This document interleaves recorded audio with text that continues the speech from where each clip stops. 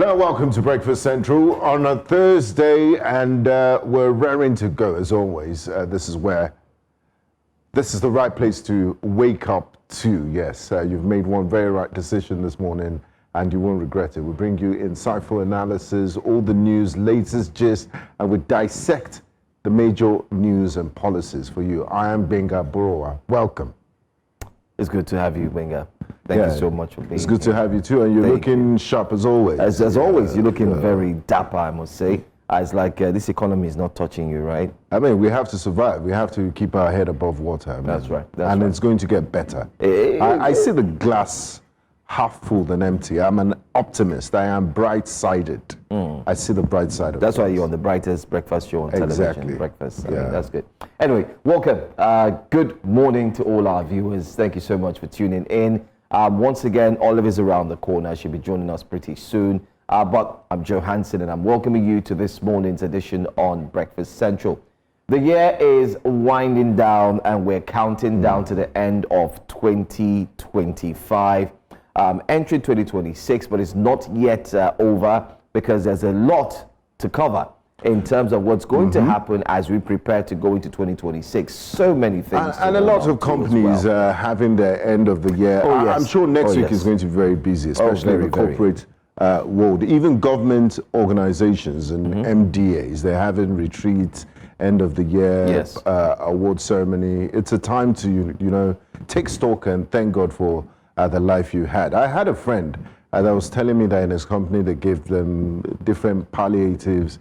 It's that time of the month of the year. What did they give them? They gave them rice, they gave them oil, but he was very bitter. He said they didn't add beans. No beans. Okay. Yes, to make it a complete balanced diet. And I said, you better be thankful that you even got that, because some companies, nothing. And you're not entitled to it. It's just a goodwill gesture from your management if they feel in Nigeria, you're entitled to it too. But it's by force. It's your birthright. Anything. Oh, you must give them something. But let us know what your company is doing for. Are you getting 13th month? Are you getting 13th month?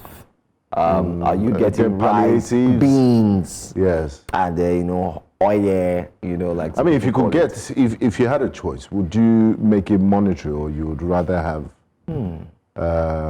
those sort of?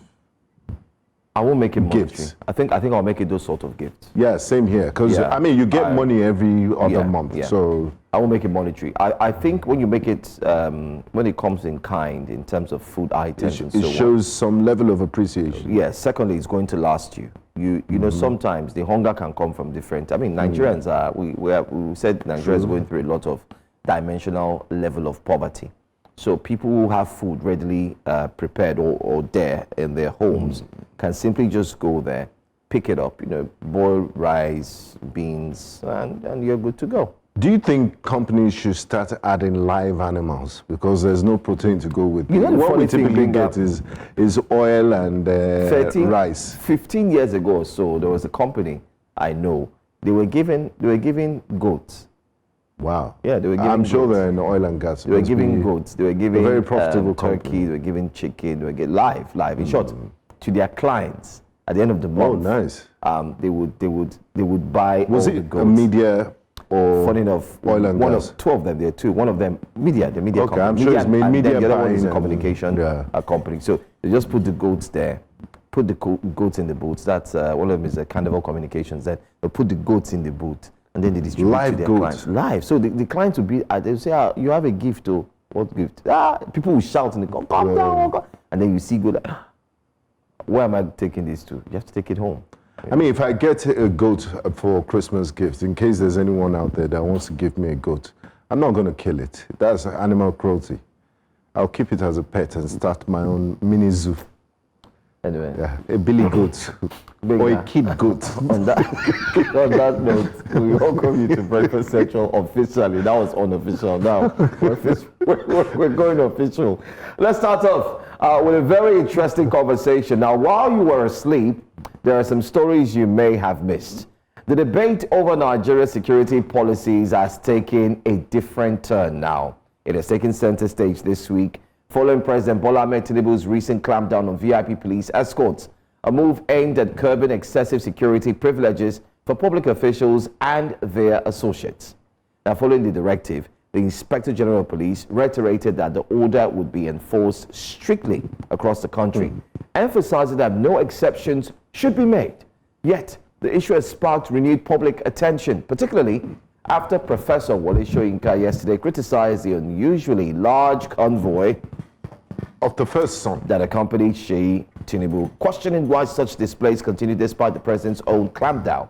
But for want of clarity, let's also highlight that the conversation intensified further when Senator Abdul Dingi, who's always known to be outspoken, revealed on the Senate floor that his personal police escorts had been withdrawn, insisting that if the policy is to be credible, the withdrawal should apply uniformly across all officials and not selective. With these events unfolding in quick succession, Nigerians are left weighing the government's intentions against the realities on ground, questioning whether the clampdown represents a genuine move toward fairness and accountability, or if certain individuals are still able to operate beyond the rules that apply to everyone else.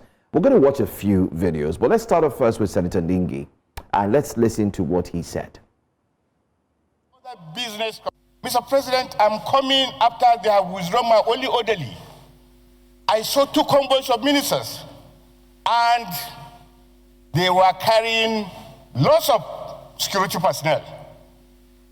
I have also seen business concern, Chinese and other business concern.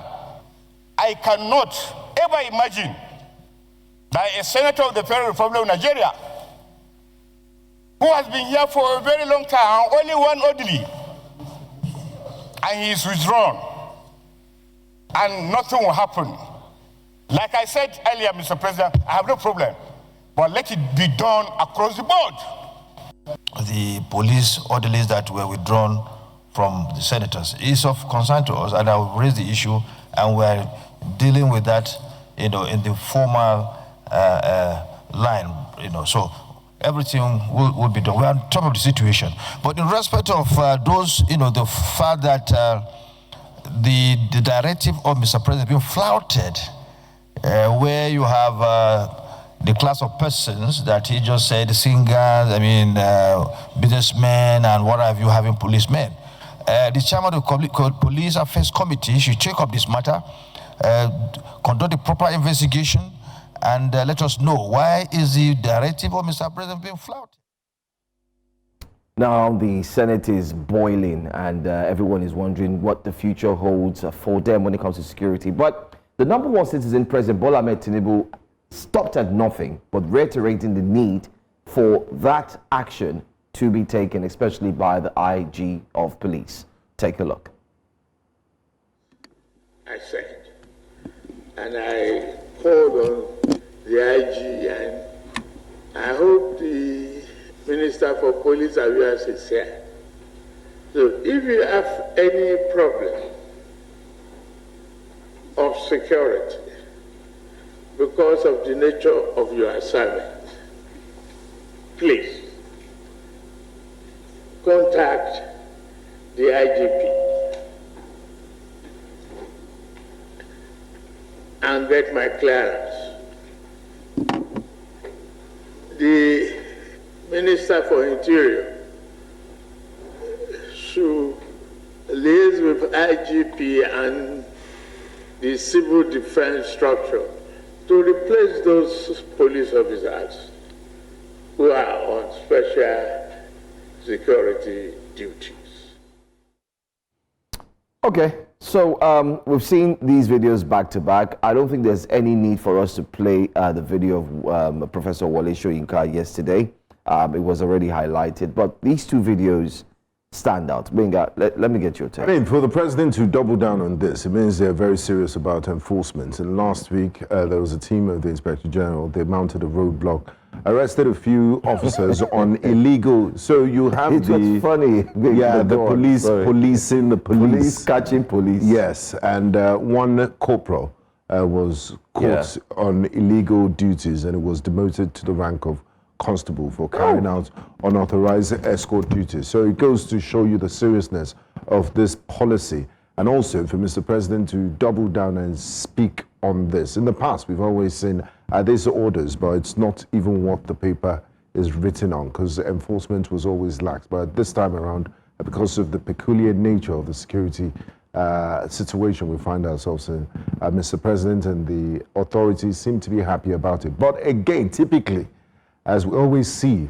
in Nigeria, the anyhowness of Nigeria, enforcement is biased. It's like Senator Nengi rightly raised as a point of order, that it seems, it's not applied uniformly. How can a senator of the Federal Republic of Nigeria, elected senator, have his only orderly withdrawn, and then you have the son of the president? The video you're watching right now on your screen is the son of the president. Imagine the amount of security operatives you have in that convoy.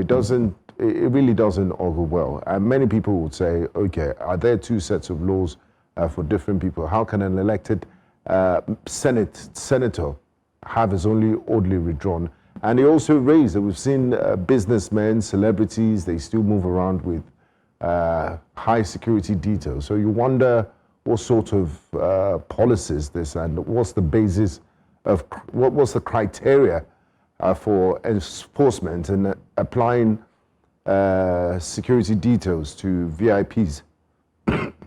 Well, Binga, I think you've said it all. You've highlighted the key issues here. And one thing we need to be able to separate is the fact that this instruction mentioned VIPs.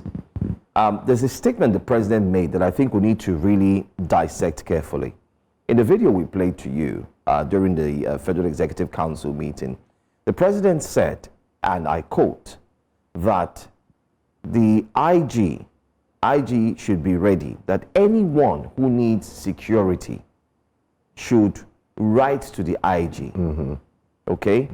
And now, seek clearance from him. And then seek clearance from him, Mr. President. Now, let me make this clear. Take note of the procedure that the president has now put forth. The bureaucracy. The bureaucracy has started. So if a sitting senator, like Senator Ningi now, calls the IG and says, I need my security team, they were taken away from me. And he says, okay, please write a request. He writes. He would now forward that same letter to President Bola Ahmed Tinubu. How many will the president be able to oversee?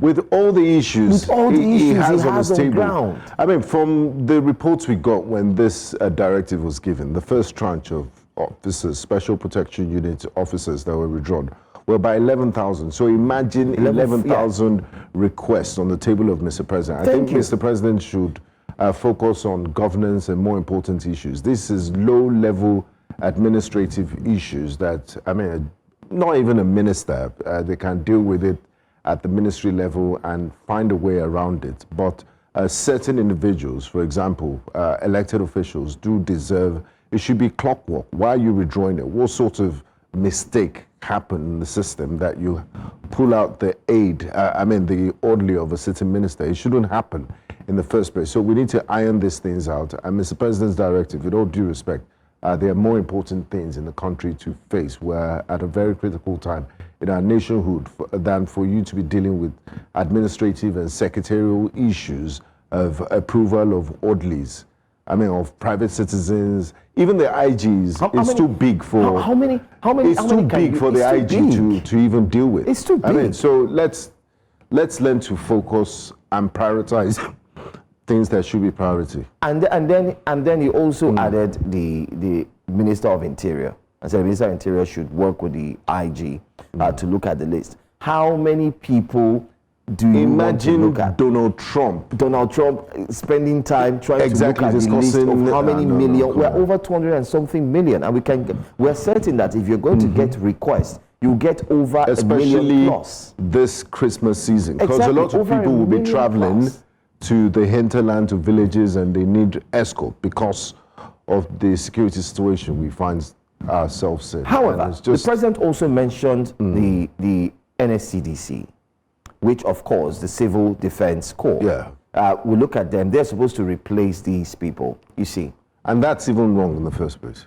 Because their constitutional role is to defend Nigeria's critical infrastructure, pipelines and all that. They have their own constitutional function. No, not to escort.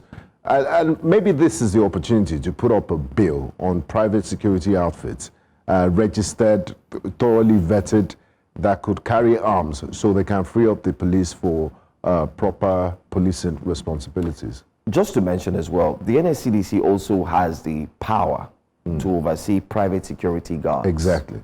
So when you now have to draft the NSCDC, not to oversee, but to take up the role, to replace, just as Mr. President, to replace the police officers, are we not still getting it wrong? Yeah, you're robbing from Peter to pay Paul. So why don't we just, maybe, I feel that, I mean, it's a good statement. It's a good plan to ensure that you have more policemen on ground so they can focus on doing what they are meant to do. But because the VIPs, the governors, the senators, every single person is used to working with the security operatives over the years for decades, so this came as a shocker to them. Notwithstanding, let's also mention, if we say VIPs, it has to cut across every single person. Absolutely. Nobody should be spared. Facts. So it needs to be checked. Secondly, in as much as it needs to cut across and there should be replacements, I think maybe a little time should have been given for the NSCDC to look at the list of private security companies, those who can be given the rights to hold arms, firearms, and then say, okay, these are the people that we can draft, about 50 of them that we can draft because they are pan-Nigeria, and they will be drafted to work with Nigeria's security architecture under the NSCDC's premise, under the NSCDC's overview to private citizens, VIPs, and so on, so that you can hold anyone accountable. So there's a chain of command. There should be a chain. But the president coming down common sense to discuss to give approval. Now, this is the other side of it. While we're looking at it from this angle, Benga, last week, politicians are already talking when this statement was made by Mr. President.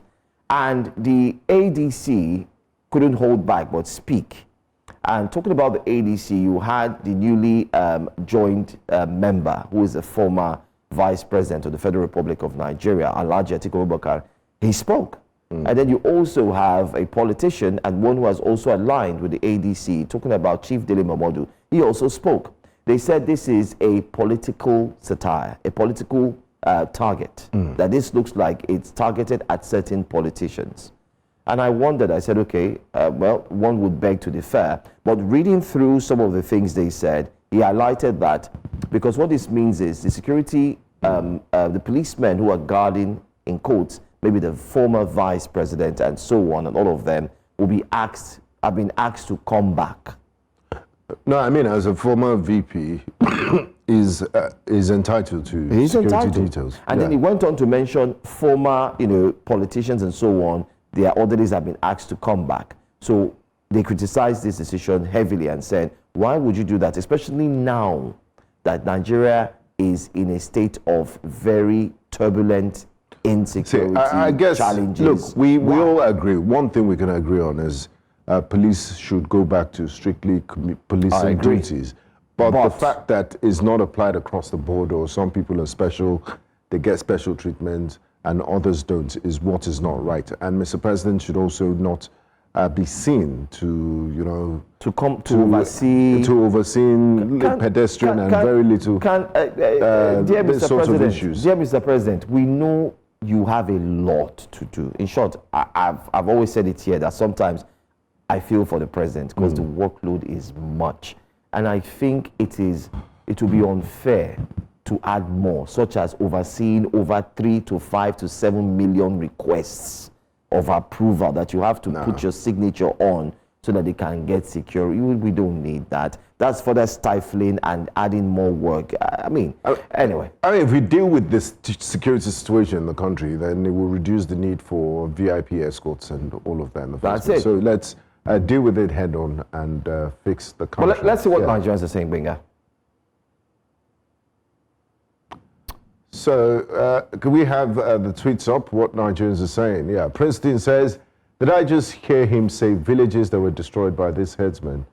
Okay, that's a wrong one. That's from yesterday, I believe. Yeah, I think this is. It's not aligning with what we're discussing. This is not. Let's see if we can quickly switch and get another one quickly. Yeah, okay. There it is. May says ministers and VIPs are about to discover that what it is like to queue in traffic without an armed battalion clearing the road for them. The withdrawal of police escorts, the fantastic policy statement. Now let's watch how many of these orders actually stick, says May. That's a good one. Olani says, Omo, this directive go humble plenty people who no more clear the road for me mentality. If your policy good, then you don't need 15 police men to protect you. Nigeria don't they finally enter reality mode, says Olani. Noel says, what are they all scared of? The same insecurity they keep denying. Okay. Mazi Uche Okwedo says, Senator Ningi is speaking sense here. If police escorts are being taken away from some, it should be fair to everyone. No one should get special treatment while ordinary people feel unsafe. Let's all have equal security for all or none at all. I agree with Mazi Okwedo. Jerry says the main role of a police officer is not solely to perform protective duties. Nigeria urgently needs more police officers, and Tinubu's directive is a positive step towards that. The civil defense personnel can handle protective roles, allowing police officers to focus on their regular responsibilities, says Jerry. Buma, in essence, says, finally, the elite know what it feels like to be human. Welcome to reality, sir. This is why politicians need a taste of life outside their gated compounds. And that's all we have of what Nigerians are saying. Again, Benga, I'm just going to use this medium to reiterate that it's time. I think the president needs to, in the next closed-door meeting with the security operatives, I think the president needs to speak with the NSA. We do hear that forest guards have been told to carry arms now. They've been told, the president has given a directive that the National Security Advisor should ensure that they empower the forest guards with guns. I think the president should, in the next meeting, have this conversation on the processes of replacing the security architecture, especially for those who have been withdrawn from VIPs. And if they're truly going to be withdrawn, they should be withdrawn completely from all VIPs. Nobody should be treated, nobody should have preferential treatment. And then what's the definition of VIP? Because if you're an elected official, I believe I believe you're entitled to a certain level of security. Like a senator of the Federal Republic should not be without security. Yeah, very key. So it's those private individuals, those celebrities, business people. Exactly. You can look at the criteria of what level of VIP, and it should be made open and known to everyone. Exactly. So when you see police officers escorting certain individuals, okay, yeah, this is either a senator, covered, exactly, or or a governor. So, but I don't know if the son of a president also has. I mean, he has a right. In the United States, the Secret Service would also ensure that offer protection to the first family. So on that, but the level and the amount of security operatives, that's the one that is open for debate. But let's move on to other issues. Yes. And it's not news anymore. The last 24 to 48 hours, Governor Fubara did decamp to the APC. But beyond that, he has thrown his full support behind Mr. President that suspended him and replaced him with a military administrator, Vice Admiral Ibok Ete Ibas, a while ago. But it seems all has been forgotten and forgiven, and he has thrown his full support behind President Bola Ahmed Tinubu in a highly visible show of allegiance, making his endorsement public with significant fanfare, the type you will see at the opening ceremony of a World Cup or Nations Cup event. The event, attended by key party figures and supporters, featured speeches praising the president's leadership and outlining shared goals for governance and development. Fubara emphasized the importance of unity within the party and framed his support as a commitment to advancing the administration's agenda, sending a clear message to both political allies and the wider public about his alignment with the president's vision. Let's take a listen. This project was a campaign promise to the people of Ahoda when we came here to seek for their support, when we came here to commission the first phase of the project.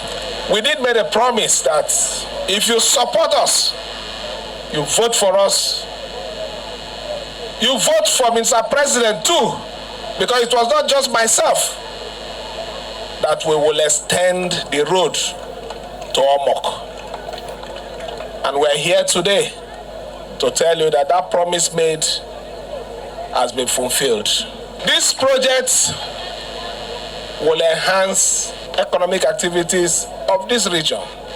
Let it be very clear to everyone that the Renew Hope agenda is here with a vigor than you can imagine.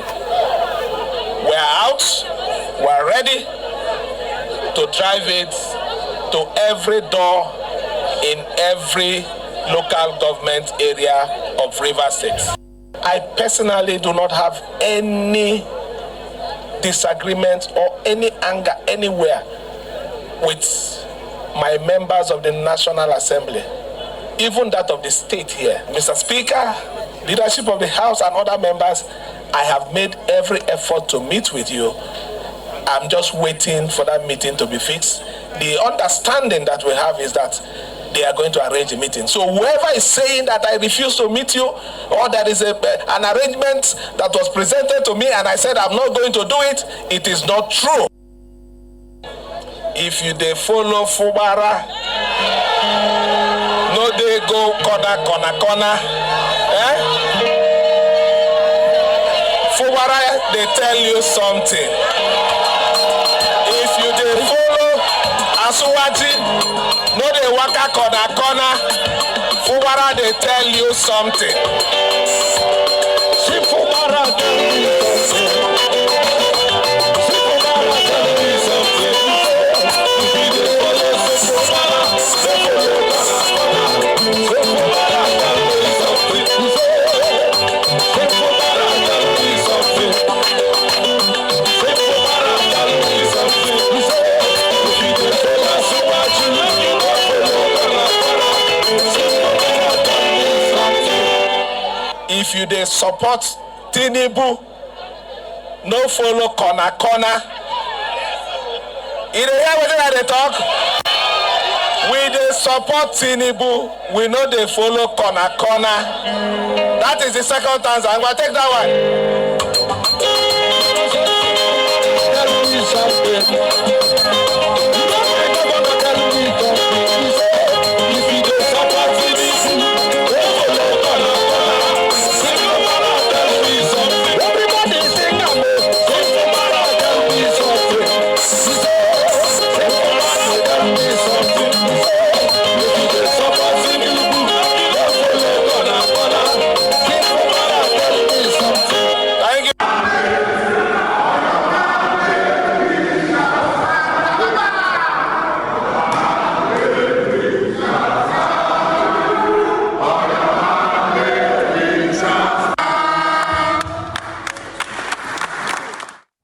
Okay.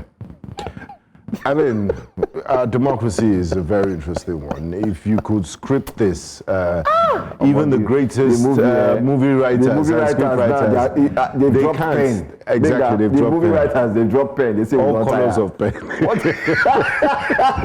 The movie writers, because you can't imagine the U-turn, the drama, the 360 degrees, the supporters, the reverse, the statements.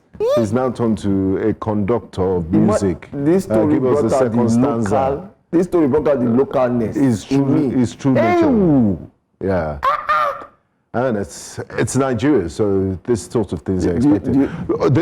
The thing I deduce out of this is just political survival by any means necessary. Even if I have to lose my dignity, if I have to eat my words, if I have to go back on my words and things I've said, as long as I'm politically relevant, it's fine. I'll do anything. 3 points I want to highlight. I'll do anything. Yeah.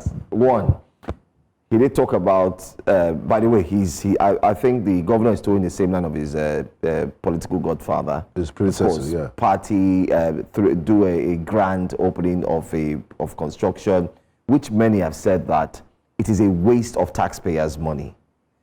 If you've done the roads and so on, you don't need to throw a mega party and so on. Two, it also shows anyway. There are lots to talk about. He talked about the House of Assembly because they've not really met since then, and he said the fault is not from him. That people are just passing rumors. He's ready to meet with them. Martins Amawule led House of Assembly. They're all in the same party. They're in the same party, so they're going to meet whether they like it or not. And the last one, I'll save that. Let's see what Nigerians are saying very quickly concerning this drama. Olauda Equiano says, I hereby respectfully withdraw the goodwill of sympathy I hitherto had for you during your travails with your bullies. You've proved that there's really no difference between you and them. Ooh. It's alignment. Wow, that's deep. Balancing and alignment. James Lanton says, there's nowhere in all your speech where you address the Rivers people and assure them on what the state captured by you and your predecessor means for them. Handing Rivers to Tinubu right now might look like it's best for you to regain control, but the people of Rivers will soon find out that a few years the Lagos way. Okay, I really try to understand what you said there. To you, it's about winning your own fight. Imagine you saying you wouldn't be governor, democratically elected governor, if not for Tinubu, when you were unconstitutionally suspended. Chai! You may have landed a better deal with Wike and Tinubu and all focused on winning elections, but the biggest losers in all these are the Rivers people who elected you into power. This is a legacy they will remember with you or for you. I've always wished you well and will continue to do so. Well, James Lanton, this speech sounds like it really came from the deepest part of your heart. Very insightful and very deep. Quickly, politicians will always stain your white. When you think you've found the one that will stand and fight, they'll disappear like NEPA light. It rhymed right there, but thank you so much. Everything politics. It's disappointing to see someone who went through so much political pressure turn around and align with the same structure that contributed to those challenges. This move makes it clear that the real priority here isn't the welfare of Rivers people, but political survival. Just highlighted what Winger said. Proudly, College Boy says, the game is the game. Sim is now the party leader in the state. There is a saying, a river can never drown one whose feet it did not see, meaning victories are secured from the inside long before they appear on the surface.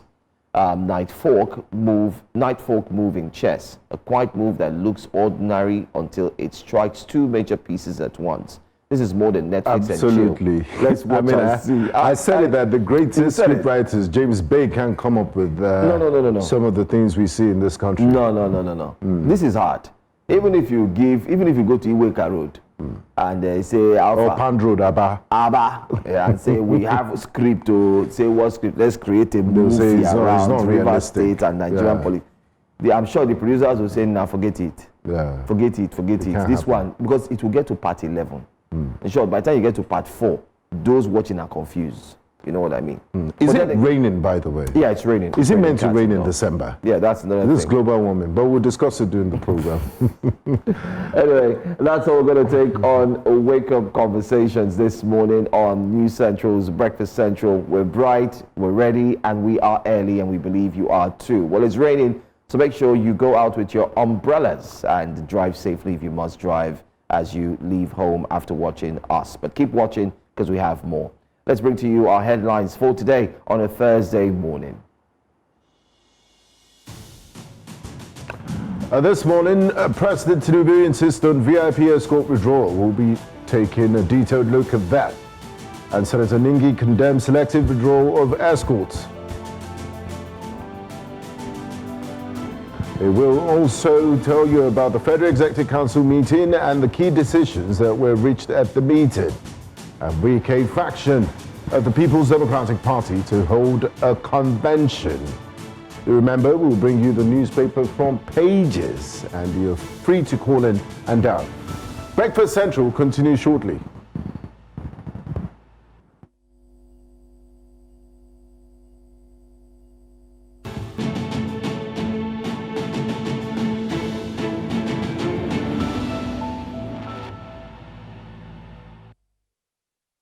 Welcome back to Breakfast Central. President Bola Tinubu has set up a ministerial committee to resolve delays in long-standing contractor payments owed to local contractors. This was during the Federal Executive Council meeting, where members of the council also took key decisions touching national infrastructure, industrial growth, aviation reforms, and Nigeria's global trade positioning. News Central State House correspondent Bettina Nweli reports. According to presidential spokesman Bayo Onanuga, President Bola Tinubu has expressed grave displeasure over reports that more than 2,000 contractors are owed payments, describing the situation as unacceptable.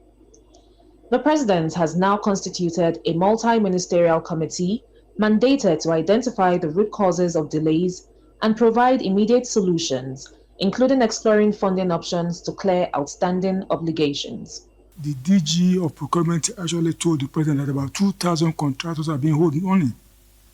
And this, of course, I said, made the president very, very upset. So the following ministers are going to look into the problem to really find a solution, to find the money that they should be paying contractors. The president said he's not happy at all and wants a quick solution.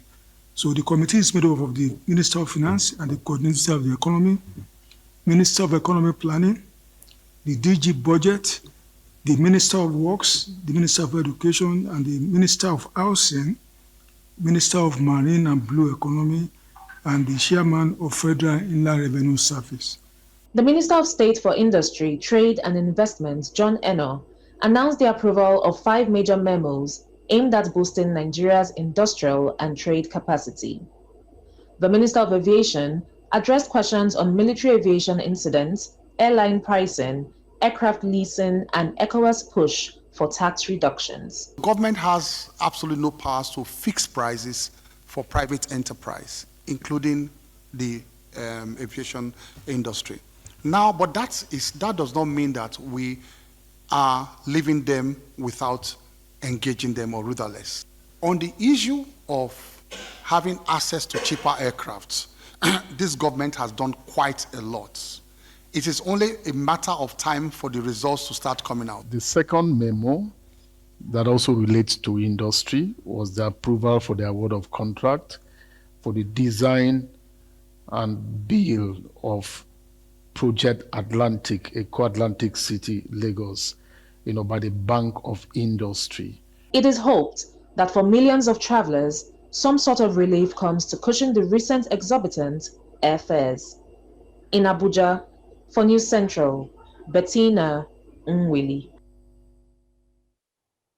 Well, the last area of conversation that was shared in that report, speaking about the airfares, the exorbitant airfares, I think is something that every Nigerian and even Nigerians in the diaspora coming into the country can feel the pinch. Just this morning, before we started the show, we're having a conversation behind the scenes. And the question was, why do things get extraordinarily expensive during the festive season? There's an increase in airfare, there's an increase in transportation, there's an increase in cost of goods and services.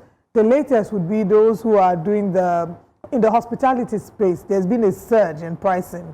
Nigerians in the diaspora are complaining bitterly. Now, the funny thing, Joe and Benga, is that before now, Nigerians in the diaspora will come back home and they're excited about how they get so they're complaining? Oh, terribly. They used to be excited about how they got things relatively cheaper than how much they will pay. And those at home complain that you saying it's cheap is inflating the price for us. Exactly. Because the locals are the ones who will feel the pinch. You go back to your country. Yes. For you, it's just 500,000 naira. It's just maybe how many dollars. But for us, it's a lot of money. Yeah. You know how long you have to work for to earn that amount. Yeah. And then when you leave, we're the ones who have to feel the pinch of it. So I still do not understand. Yes, there's an increase in demand. An increase in demand should mean that you just have more products to sell as opposed to extraordinarily inflating the prices. And what happened to holiday season discounts, bonuses? They do Black Friday at the end of November only to skyrocket the prices of things. And then Black Friday is how many days? Just one day. Are you talking about Nigeria? Yeah. Black Friday, Nigeria. So there's this there's a clear. There was a company that was running a review on Nigeria's Black Friday, and I sort of stumbled on their assessment. Yes, and I kind of agree with them. the Black Friday we have here in Nigeria is completely different from the Black Friday you have abroad, outside the country, especially in the past 3 years.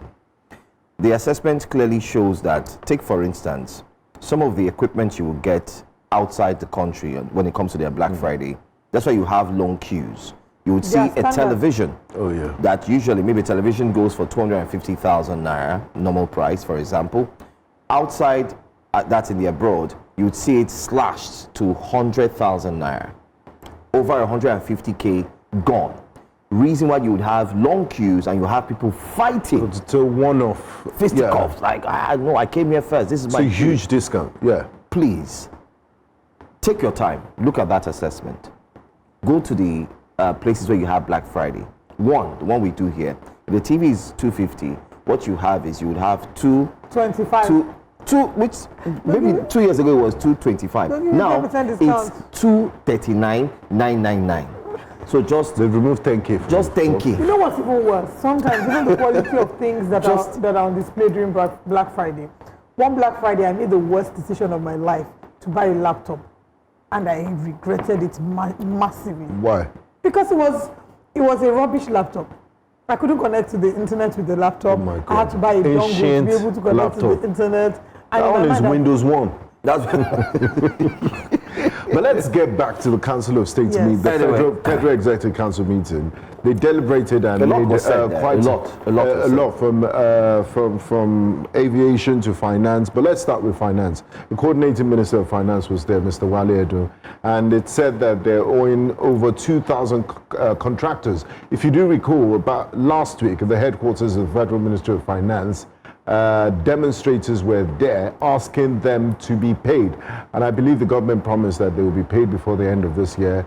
But now I don't think that's a reality, because the government has gone into what people have called, they say Nigeria operates a comitocracy, a government by committee, because everything has to go to a committee, it has to be referred to a committee before they can come up with a decision. How about just paying these contractors? Now they're talking about financing, finding ways to pay them, which I think it's unfair. They're creating a committee to pay over 2,000 Yes. people. Why do you need a committee to do that? First of all, how did we get to the point of owing them over 2,000? Owing over 2,000 of them. And these people have families. They have how many members of our businesses to run. cabinet will be willing to come for come for the meetings, or even our legislators go for sittings if they're being owed? So why did we owe them in the first place? Now they're being owed, we're setting a committee. We know how very effective committees are in Nigeria. So effective that a panel was set up to ensure that the Oputa panel reports. Is enforced. Yes, the enforcement of the Oputa panel report that was given years ago. They set up a panel last year to ensure that this be be implemented. A panel for a panel. Is that not a panel beater? It's a panelist. And they give them a 12-week deadline. That's 3 months. That's elapsed. We don't know what's going on. Elapsed. It's like a year now. A panel was set up to review the consistent cases, or the cases that Nigerians have continued to cry and beg the government to look into. That's the case of explosion of tankers, tanker explosions. The panel was given where's the report? Weeks to get back what have they done to the about Senate it? committee to look into the matter. And the president said, please, let's look into it till today. And when the next one happens, they'll set up another panel. But away from that, at the Federal Executive Council meeting, we also saw the Minister of Aviation and Aerospace. And I think it's very high sounding. We need to remove that aerospace part from his portfolio. Let's just stick to Minister of Aviation. Let's stick to it's not our call. We haven't, exactly. It's an office in which... we haven't sent any manned mission to space. We don't have a space program, even though we have an institute to promote that. But what I want to deduce, or my observation from that meeting, is they're talking about a clear and present situation that is burning, an issue on the front burner. And then you're still referring it to, I'm not sure, the Minister of Aviation was being economical with the truth, saying, they've done a lot. It was almost like showing a scorecard in reducing the prices of for airlines if they want to lease. That's not the issue. The tickets are exorbitant. The tickets are exorbitant, and a huge component of that is the taxes, the multiple taxes. NAMA taxes the airlines, the Nigerian Civil Aviation Authority, there's also a tax, there's an airport tax. FAN. And yeah, a FAN, exactly. So if you look at your typical airline ticket, about maybe 40% of it, the component is on taxes.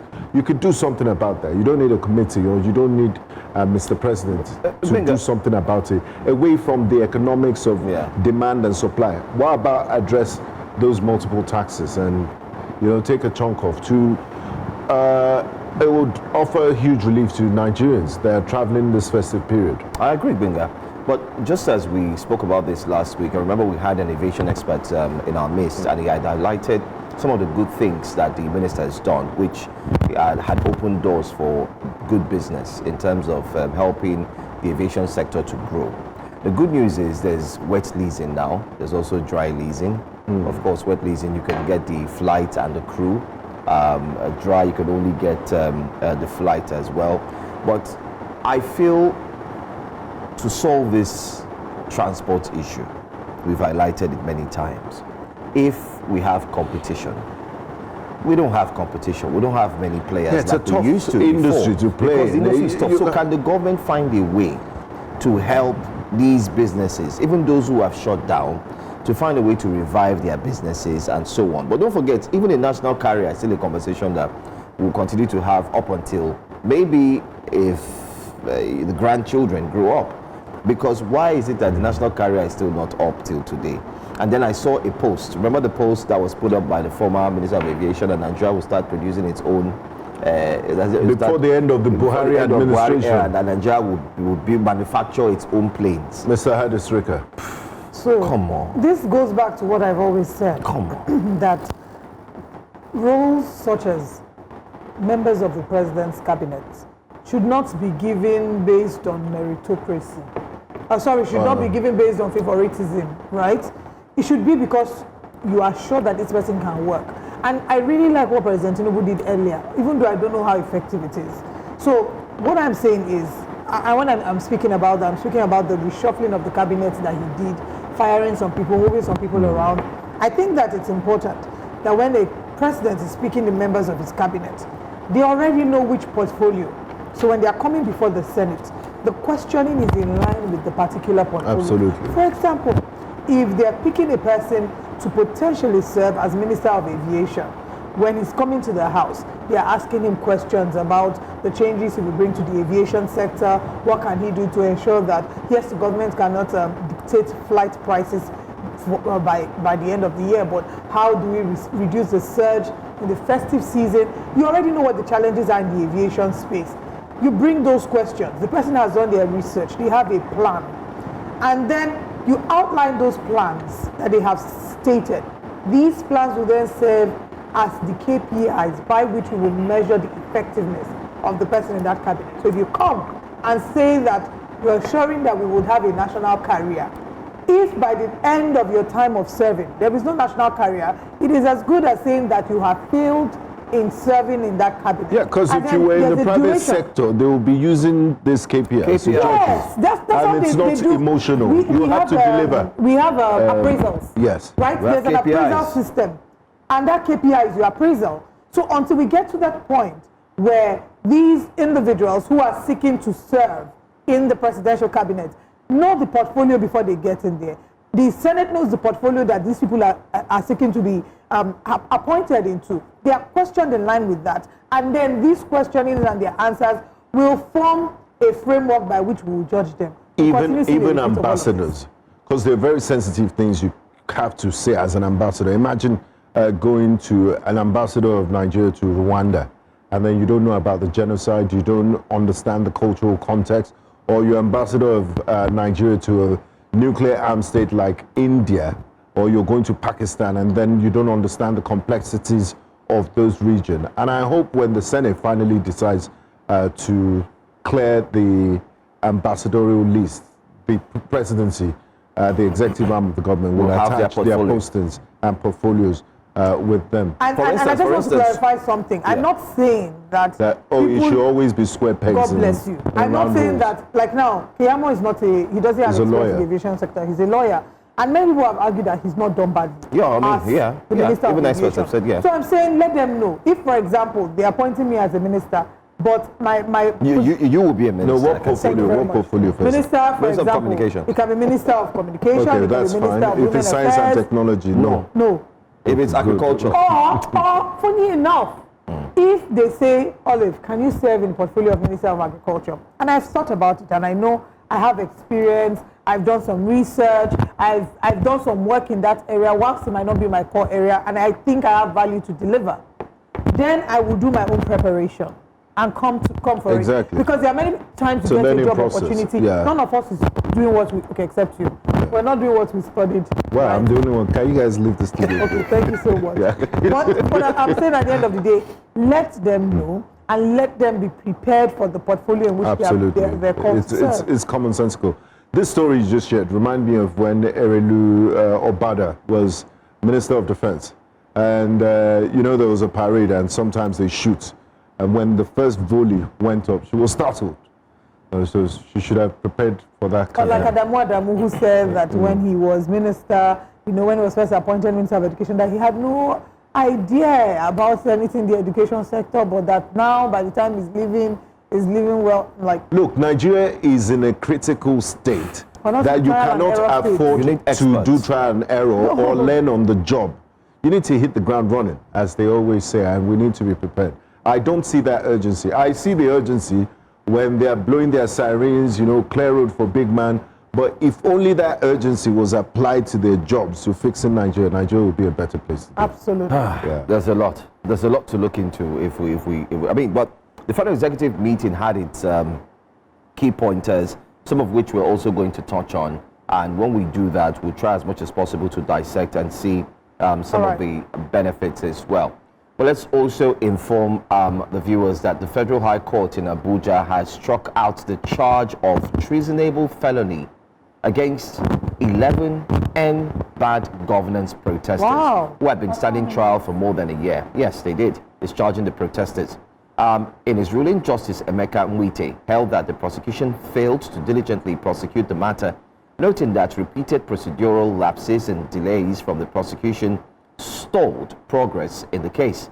Counsel to some of the defendants, Marshal Abubakar, described the judgment as a victory for justice and urged the federal government to compensate the discharged protesters for the prolonged trial and the multiple detentions they suffered. Take a look. We insisted that the right thing must be done, that justice must be served in this matter.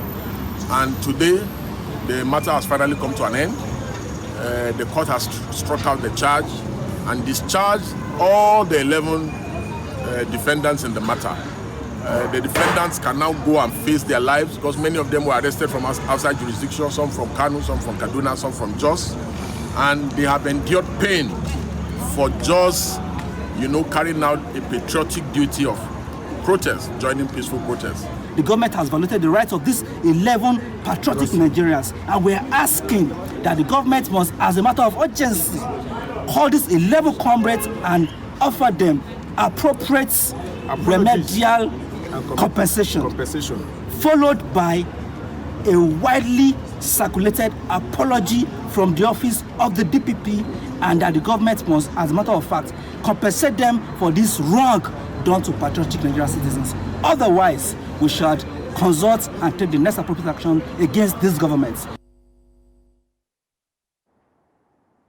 Well, you'd say it's good news. I think the judiciary has lived up to its billing there. But I like the fact that they're asking for compensation.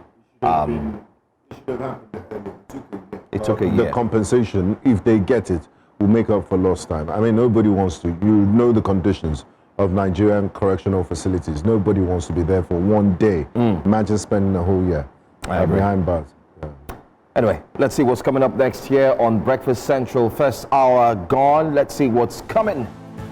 Coming up next on the program, Ningi condemns selective withdrawal of escorts. Let's talk about that. Wike's faction to hold convention, and they're serious about it. Reps on COVID-19 loans, where are they? Where are these loans? We'll be right back. Stay with us.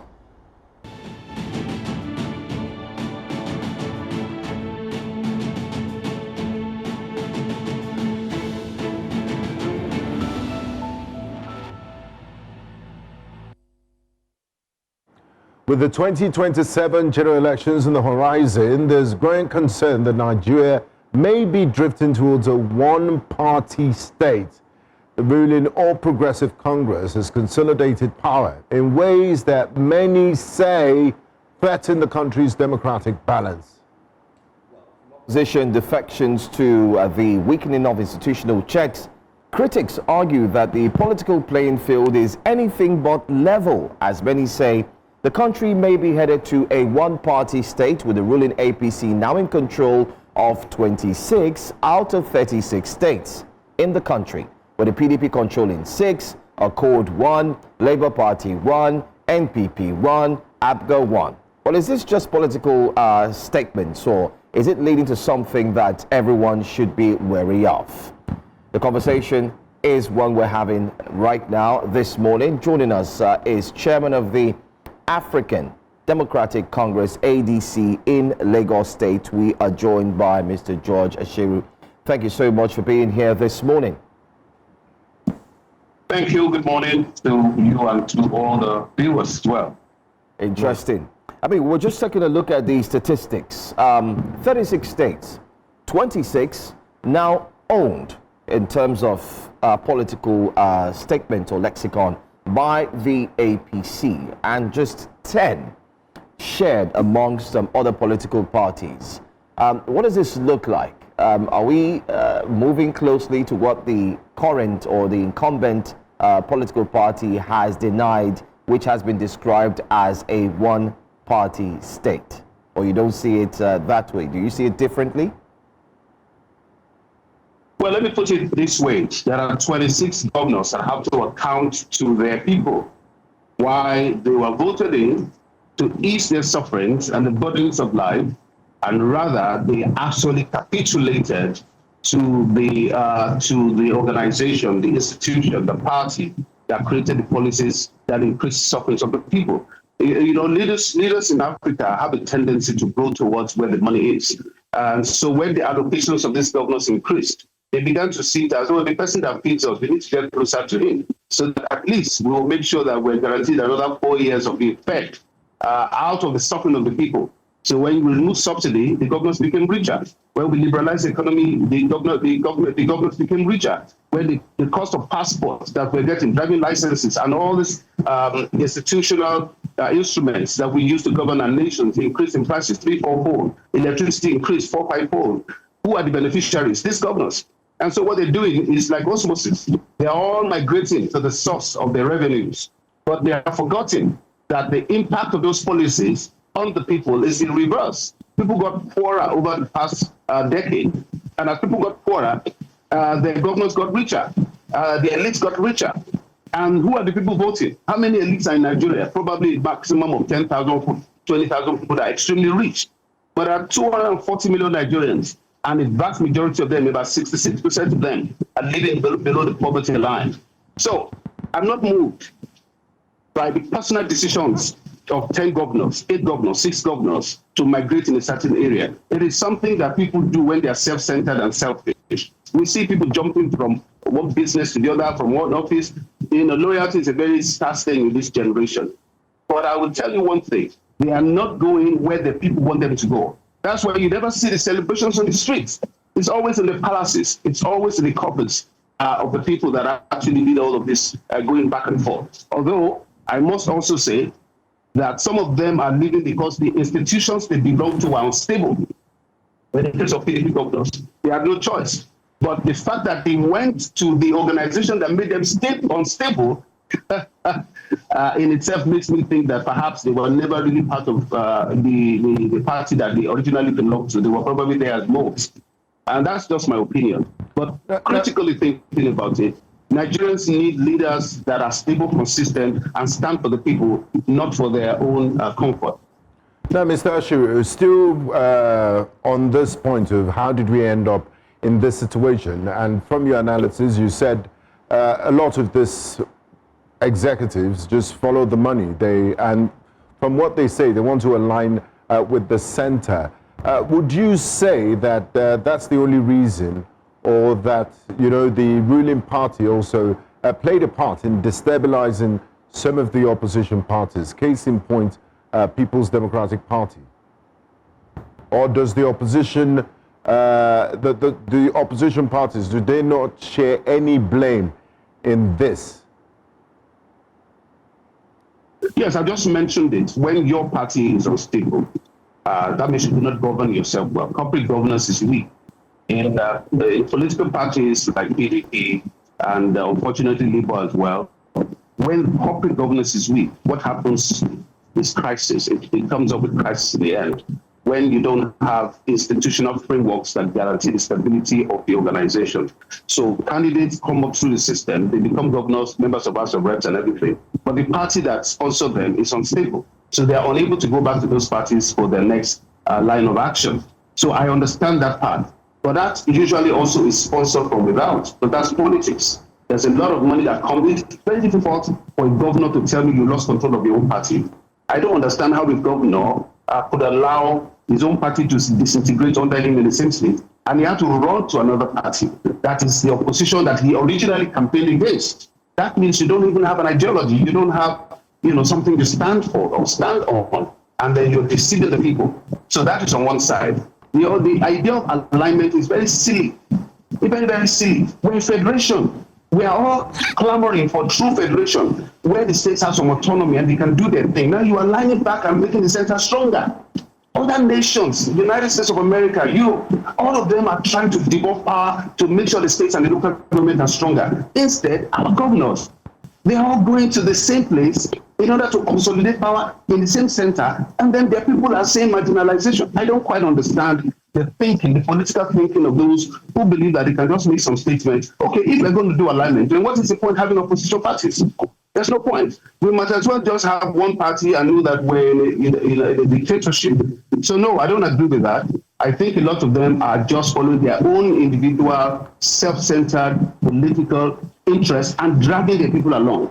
But Mr. Ashiru, now they feel they are guaranteed to receive more allocation to prosecute the next election. And that is very, very wrong. The ADC as a party, I don't think we see that in the view, in lens from which they are saying it, and certainly not myself.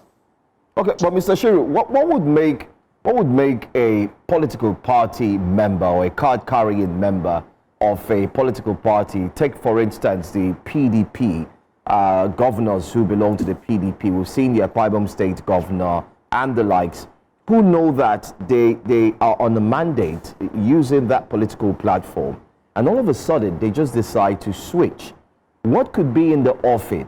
What's that icing on the cake that's making the governors just all of a sudden wake up in the morning and say, you know what, I want to align in the center? And by the way, what does aligning with the center literally mean? Is it monetary because they do receive federal allocations? Or what really is it? I just want to get your thoughts. If you being in the political space deeper than possibly we are, because we're not politicians, you may have heard what the pudding or the icing on the cake really is. Okay, let me give you a scenario.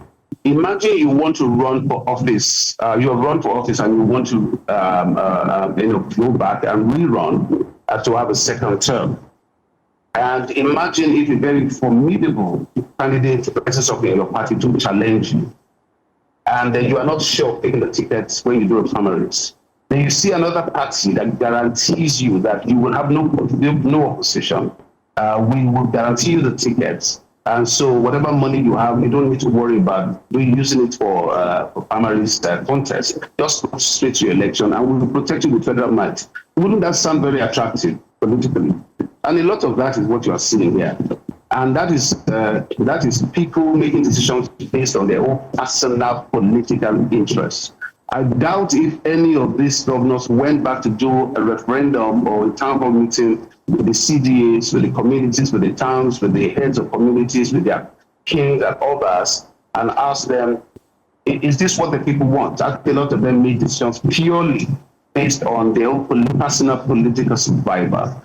And this is unfortunately the merry-go-round that makes Nigeria difficult to develop as a nation, because people are making decisions first based on parochial reasons, rather than for patriotic reasons. And I say it every time I come on your channel, that once people lose the love of the nation or their people, they're never going to make decisions that are right for the people. It is always going to be for themselves. And this is just basically where it is. They're going to where the money is. They're going to guarantees that they're going to return to office. They're going to guarantees that the allocations will be released to them on time, or that they'll get other federal contracts. And individually, that they might even get some protection from the law when they leave the office. So many of these things are decisions that they are making on their own. And unfortunately, the kinds of people that are attracted to politics tend to be the kind of people that have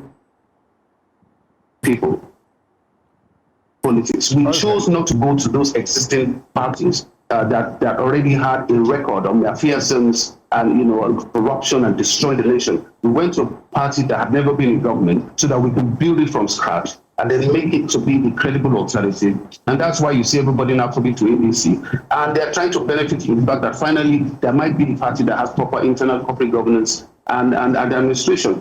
So we are not going to permit that sort of thing where people are guaranteed tickets and seats. You have to go through the process. But they don't want to go through that. They want guarantees. They want someone to say, don't worry, I've talked to them or I will talk to them.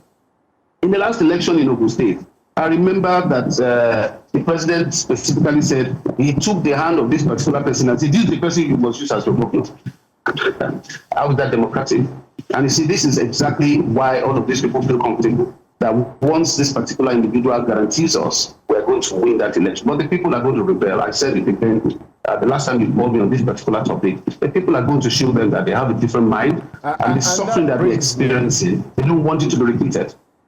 And that brings me to this point. You've raised some very poignant points that, a lot of these governors just make unilateral decisions. There was no town hall, no consultations. It's absolutely brazen. And I can go as far as a slap on the electorate that puts you in power.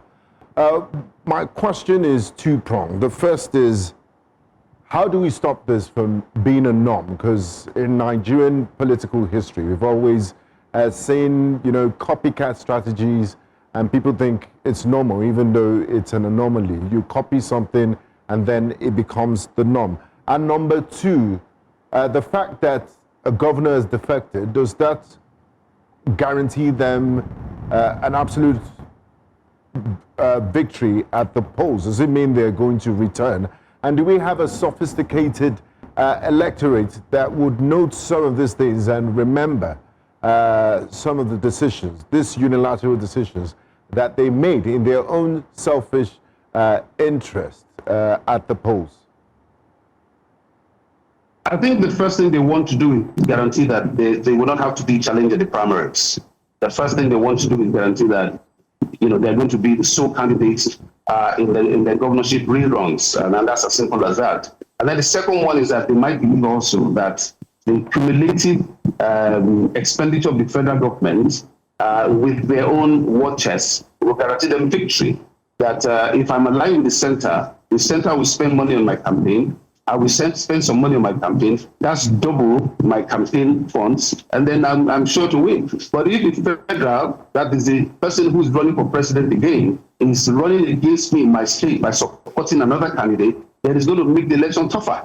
So you can imagine if, for example, I don't want to mention the name of any state. Let me just say the state is called Delta Anguilla, and you are running for governor again, and the presidency is supporting someone to run in an opposition party and funding and releasing the strength of the police and the DSS and the security apparatus to support such a person against you. You're going to have to spend through your nose. And you're going to have to really, really get to the people. But if you are not governed for the people will not back you up. And so when you're not sure that the people will back you up, of course, it's easy to sell out. That's what you are seeing. They're simply selling out. Okay, talking about simply selling out, let me see if I could, have the producers put up a graphic on the screen. And I want us to look at this very tentatively. Ondo State, Edo State, Delta, Bayelsa, Rivers, Imo, Abia. You also have Akwa Ibom. You also have Cross River. Practically, it seems like some of the states, particularly states in the south, have all conformed to becoming APC states. But let me run it through by you as well. In the South, you have Delta, Akwa Ibom, you have Edo, you have Cross River, Rivers, Bayelsa. 6 of them APC certified. Southeast, Enugu, APC, Ebonyi, APC, Imo, APC, Abia, Labour Party, of course, and Anambra, ABGA. But coincidentally, Abia and Anambra have lent their voice or their voices in support of Mr. President. And then the Southwest as well, you have Lagos, Ekiti, Ogun, Ondo, only Oyo and Osun State recently, which is the Accord Party. The list goes on, it's endless. You do have Northeast, you have Northwest, particularly seems the Northwest, they've all moved over to the APC as well, aside from Zamfara and Kano State. While Northeast, you have just about 2-3 of them, which is Borno, Yobe, and also you have Adamawa, which remains with the PDP and so on. Well, I'm just running through all of these lists. That map we showed didn't do full justice to what I'm going through, but I'm just running through some of the other states as well. And like we mentioned, it's obvious that these states are moving. There's one word that stands out in highlighting these things, and that's otherwise known as political pressure. Political pressure is what I choose to term it. And political pressure is this, in the sense that, take for instance, if you look at one of the states, North Central, all the states in North Central have moved to the APC except one, which is Plateau State.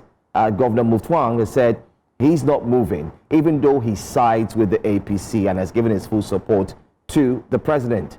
My question, is this political pressure enough to bend even the most formidable governor who does not belong to the APC to eventually succumb and say, listen, I'm just going to join this party because of the pressure?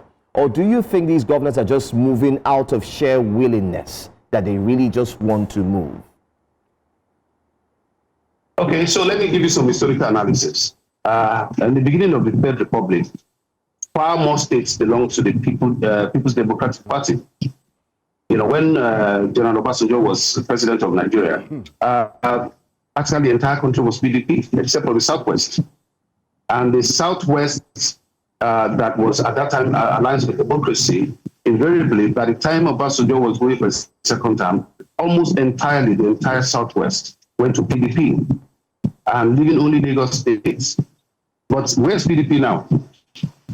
You know, invariably, no matter how much pressure you put, no matter how much federal might you use, people are going to wisen up and say, okay, you know what, they're not going to manipulate us. We've seen it before. We have seen when one party was so boastful that they couldn't do power for 60 years, were the largest party in Africa, and they controlled more states than APC is controlling now. But where is that same party today? And so that's why I keep saying it, that in the end, the people will vote according to their experience. And what is their experience? The experiences they have is different from the experience of their governors. Their governors are going in 50-man car convoys. Their governors are living in massive mansions paid for by the government, by the taxpayers. And so the experience of the governors has made them forget the suffering of the people. And so when they make decisions, they don't first think, these people that I put there, that put me there, that suffered and are suffering under these policies of this current administration, what kind of palliative measures am I going to give them a succor? And I'm not talking palliative in terms of, cash transfer. I'm talking about, going to people and make them feel better about their future, their opportunities, and giving more employment opportunities. Rather, your best action is to say, let me align, because somebody is already in power, so let me align with them. Those are all political actions. As a chairman of a political party, I can tell you that people are constantly under pressure to align with a group because that group seems to be on the ascendancy. So you will see, that's what's happening. No, people move. That's what's happening. People move. That's unstable character, unstable nature, it's unstable emotions, unstable leadership, and unstable people don't provide good governance. They will always make decisions based on their personal interest, never in the interest of the people. And I keep saying this over and over again. that it's going to get to the point where our younger generation, who are more enlightened, more intelligent, more internationally exposed, and seen democracy in other countries, are going to start saying, no. This is not why I got my PVC, so that I can follow you into these mistakes and this maelstrom that you created in the first place. A lot of people are going to rebel against these governors, and a lot of governors are going to lose their seats simply because the people will either choose not to vote or vote against them.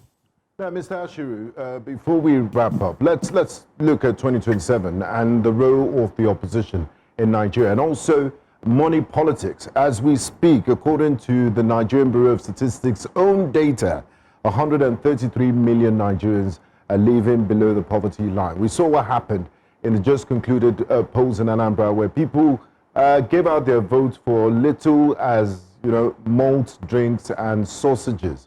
And so, I mean, what chances does the opposition stand in this sort of environment where people are multi-dimensionally poor? How can you go up against the war chest of the ruling party? Even getting your message across to all corners of Nigeria is going to cost a lot of money. So you have brilliant policies of the party, the ADC, but how can you go up against this juggernaut with its war chest and the amount of governors they have as we approach 2027 to preach your message that, look, there could be a better alternative in our party? Okay. To start with, unfortunately, a lot of political parties end up giving their tickets to people that never, ever had the heart of the people in mind. A lot of political parties just impose candidates. They impose candidates, and those candidates become the problem of their people later on, because they never had a vision. They had no idea what they wanted to do in power. They just wanted to get that seat. And people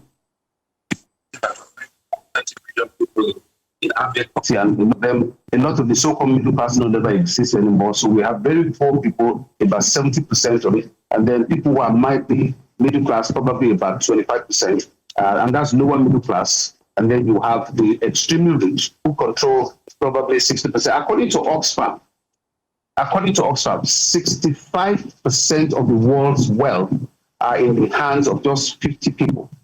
65% of the wealth of the world is under the control of about 60 people. The richest people on this nation own more than the rest of us combined. And I think this is this animal farm, this ultra capitalism that we're practicing in a poor nation. We are rich in resources, but our people are poor because of mismanagement.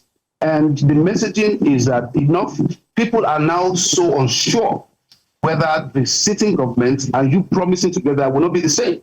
So they just give it to whoever gives them the money. So when they don't see a credible alternative, they'll take whatever they have. And that's what happens. So they will take Gala because nobody is telling them that I have a better vision. And that's why we are saying that we want to make sure that we are promoting that messaging to the people, that there is a better way to govern. There's a better way to lead. There are better kinds of people that should be in leadership and authority. It should not just be a winner-take-all scenario where people fight to get power at all costs and then try to keep power at all costs, including killing people. All of that needs to change. And that's why I think I will always say this. The country must never be the kind of politics that we are currently experiencing, which is one set of people just take power and they don't give a damn what happens to their people. That's why they can jump it up and down from one party to the other. Well, thank you so much for your time, Mr. George Ashiru, for breaking things down concerning this. I know it's a consistent conversation, or it's a long conversation rather, and everyone is talking about this, looking at what the map is saying and the political pressure that is being put on some who have said they are not going to move either way. But thanks for breaking it down for us. Thank you very much, Mr. Ashiru. On a rainy Thursday morning. Thank you. All right, have a great day. We'll go to a quick break. When we come back, we'll take a look at our next conversation here on Breakfast Central. Stay with us.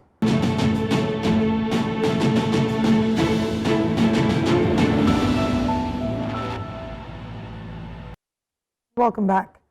With the tenure of the PDP's National Working Committee having expired on Tuesday, the Wike-backed faction is now operating fully under the caretaker structure it approved earlier in the week. The 13-member committee led by Abdurrahman Mohammed with Senator Samuel Anyanwu as secretary has officially taken charge of the party.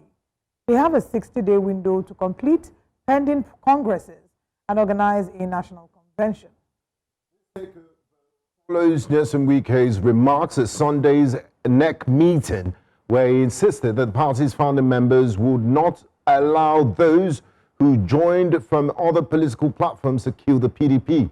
He criticized the Turaki-led faction for defying court rulings and conducting what he described as an illegal convention, arguing that constant disregard for the judicial orders threatens the party's credibility. Join us this morning for this discussion is the Senior Special Assistant to the FCT Minister, Nyesom Wike, Mr. Lere Olayinka.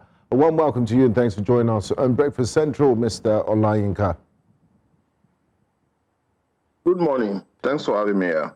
Good morning. Now, we'd like to start with questions on legitimacy. We spoke to the former legal secretary of the People's Democratic Party, Mr. Mark Jacob, a few days ago, and he said that the Wike-led faction they don't have the authorities to do what they've done. And the caretaker committee, where does it derive its authority from to make this decisions that was announced a few days ago? Well, anybody can come up to put up arguments, but the question would be, is that argument grounded in the constitution of the PDP, or is it grounded in the constitution of Nigeria, or is it grounded with pronouncement of the courts? The situation is such that the tenure of the NWC of the PDP expired on December 9th. So from yesterday, there must be people to run the affairs of the party, pending the conduct of a national convention. And you and I know that you cannot go and conduct a national convention when two federal high courts already gave judgment that you should not conduct national convention. If you go against the ruling or the judgment of court to carry out any action, you and I know the implication of such action. It is to no effect. And people like us who still love this party will not want the party to just go under. So if anybody is saying that, we have had a caretaker committee in this party before. We had one led by former governor of Kaduna, McCarthy. We've had caretaker before. This is not the first time. Parties have always put stopgap arrangements pending conduct of national convention. So that person, I don't know where he's getting his own claim or what is backing his own claim with. Okay.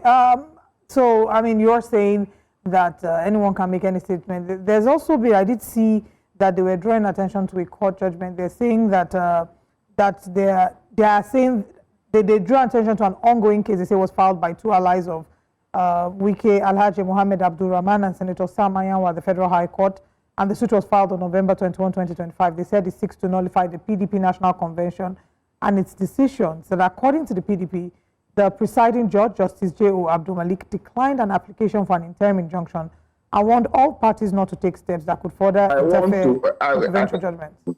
Go ahead. I want to correct. I need to correct. Is it all of us who are claiming to be journalists should present issues as they are?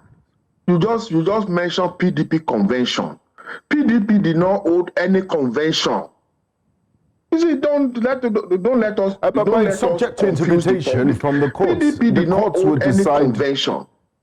Justice Omotosho in his judgment, not an order, said clearly that the people went to court to say that there are processes that must be done before you hold a national convention.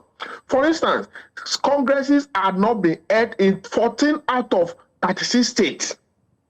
When you remove 14 from 36, what you have is 22, which is not up to 2/3 of the states in the country.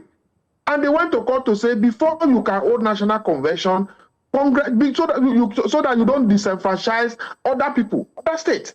And the court agreed with them to say that PDP must not hold convention until congresses have been done in those 14 states. All right. Again, okay. Former Governor Sule Lamido wanted to contest to be national chairman of PDP. He also went to court, and the court said that you must not hold national convention until you allow Sule Lamido to contest. So there was no PDP national convention.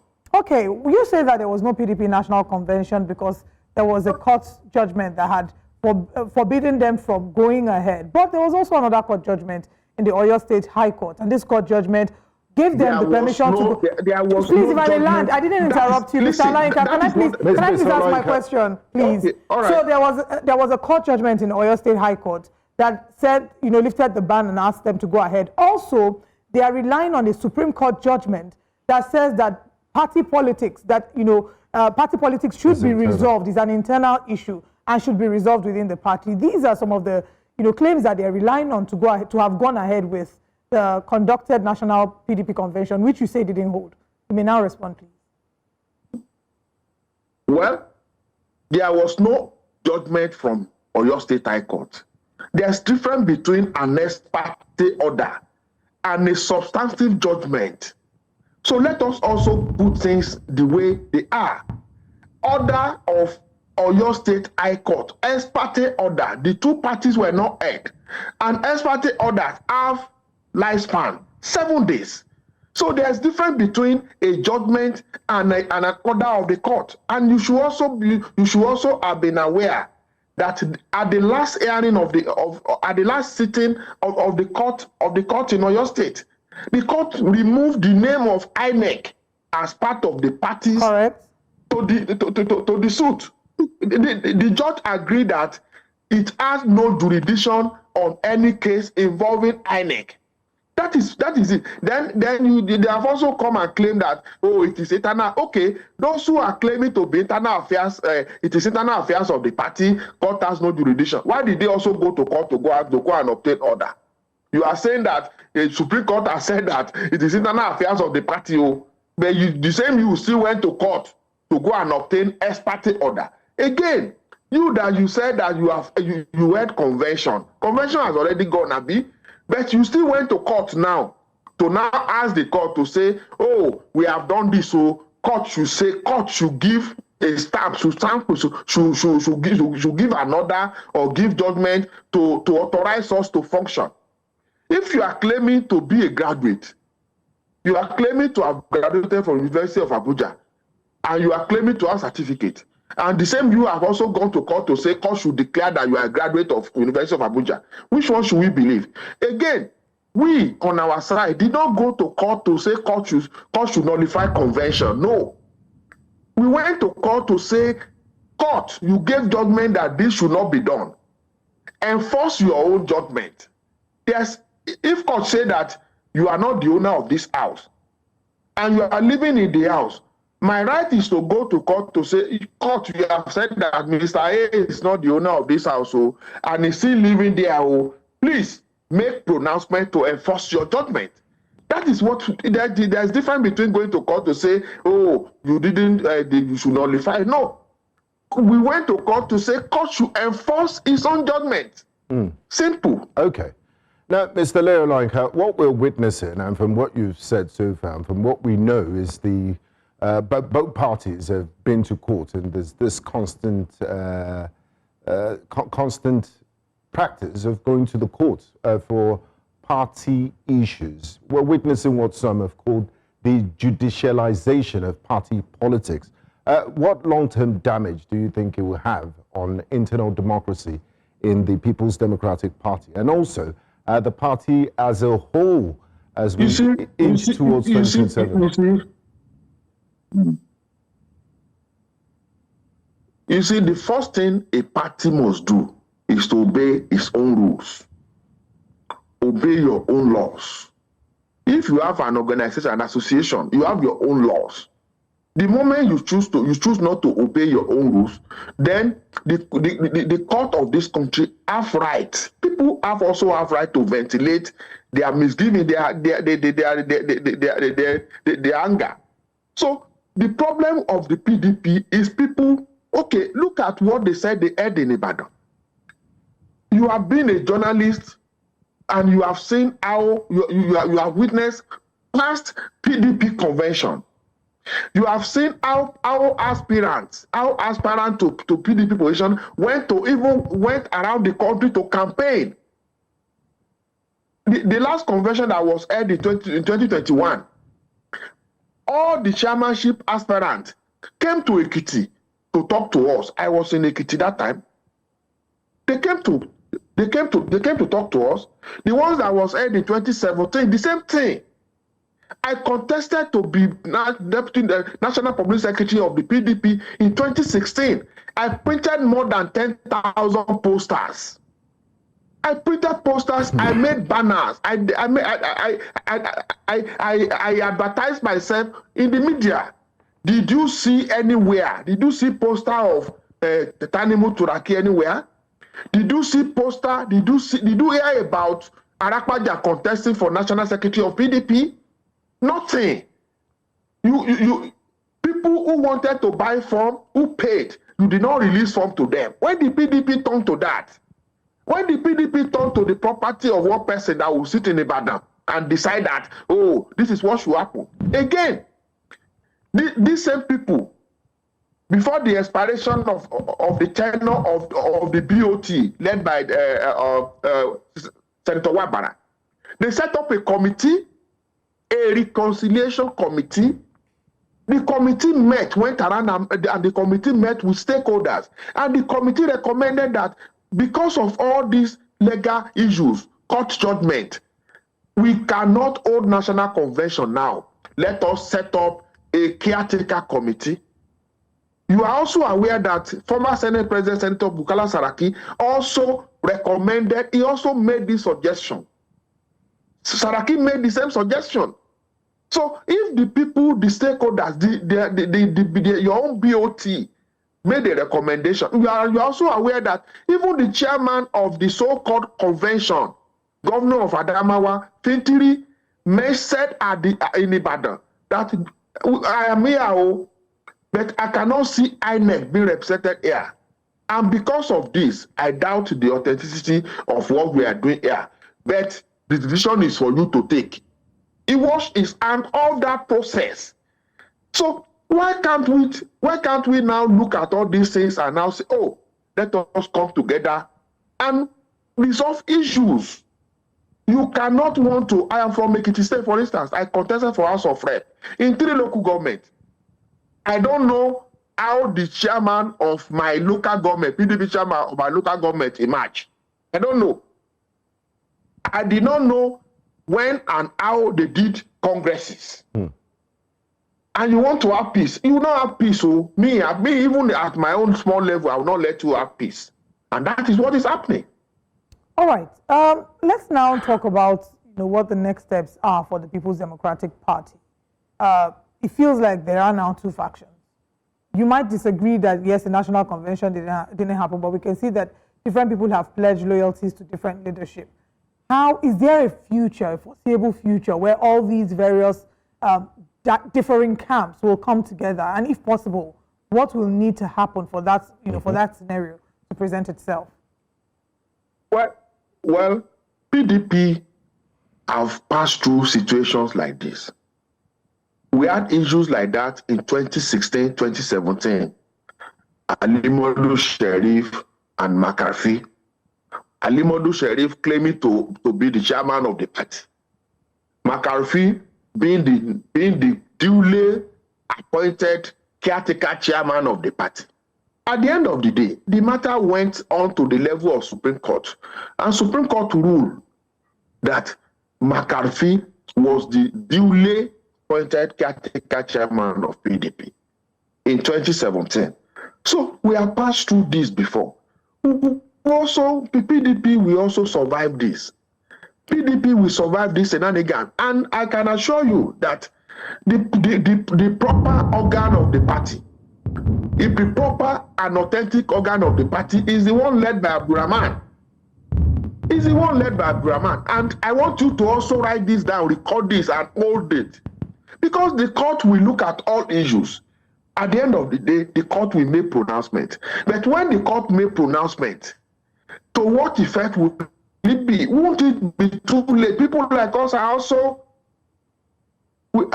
people like us are also worried. Won't it be too late? I hope that it will not be too late. Because in 2022, some of us raised issues. We asked them, we told people that are supposed to know that this party is rooted in rotation, in inequity. In the question of PDP, it is clearly there that the PDP will run its affairs respecting rotation. Why did PDP not rotate, not zone the presidency to the south in 2023? Some of us raised this issue, and that is why we are where we are now. I hope that those who are still flexing muscle, I said yesterday, Governor Bala Mohammed of Bauchi State became chairman of PDP Governors Forum in 2023. PDP had 13 governors. Today, we have 6. Out of those 6, 2 are already on their way out. It will remain 4. If you took over as PDP chairman of PDP Governors Forum in 2013, 2 years after, your governors as we. Mr. Leo Lanka,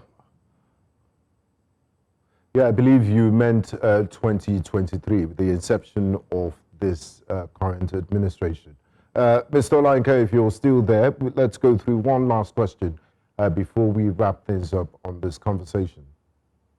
Okay, it seems that there's been a disconnection. We're hoping that he can reconnect, with us, so we can find out. I mean, he's talked about how there is only one caretaker committee by Abdurrahman Mohammed, and the question is, what would the process be like?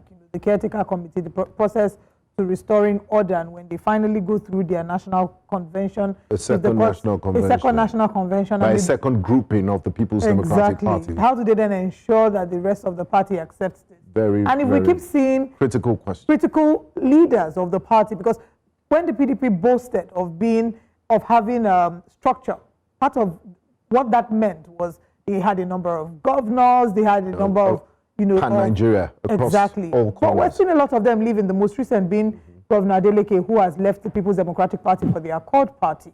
We've seen Governor Siminarai Fubara in Rivers State. In fact, the South-South region right now is an APC region. So what is the hope for the PDP and I in think, the coming election? Olive, he says, she says, at the end of the day, the court will decide. And that's why I spoke about the judicialization of party politics. Because the way it is, I don't think there are any alternative dispute mechanisms. Both parties are holding strong to their position. The current party chairman of the Turaki grouping is a senior advocate of Nigeria and has insisted that, everything they did was legitimate and according to the law as a Leonard Silk. So, and then the Wike party is insisting that that was illegal. They're going to do things their own way.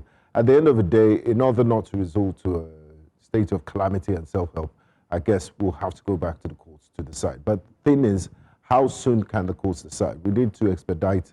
It would be nice for them to expedite all these issues so that, we know how what it is. All right. Yeah. Mr. Olainka, welcome back to the conversation. So, I mean, you had mentioned earlier about the only valid caretaker committee. So in the event that this caretaker committee led by Abdurrahman Mohammed successfully holds a national convention and elects new officers, the court has endorsed this, how will you ensure acceptance across the broader PDP, especially among governors and influential state actors who currently seem to back the parallel caretaker committee? Like I said, it happened like this in 2016, 2017. And the moment there was a pronouncement of the court, then everybody aligned. Everybody return to the table. So we're waiting for the court. That is what I believe.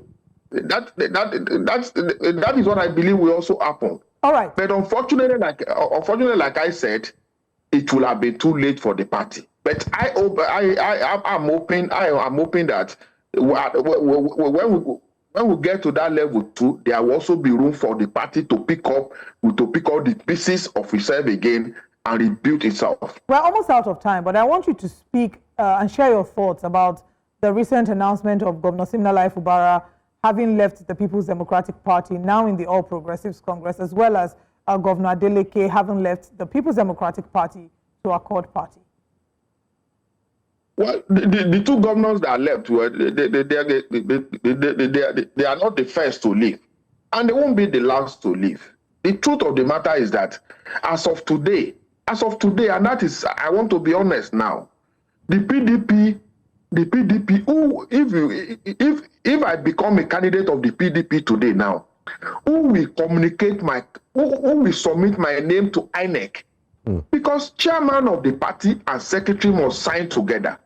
As of today, if you check the website of INEC, there is no name of anyone apart from Ili Adamagu and Samayahu on the website, meaning that INEC has not recognized anyone as chairman or secretary of PDP. That is the reality. So INEC is probably waiting for what the court will say to be able to take decision. So it means that PDP has no leadership recognized by INEC as of today.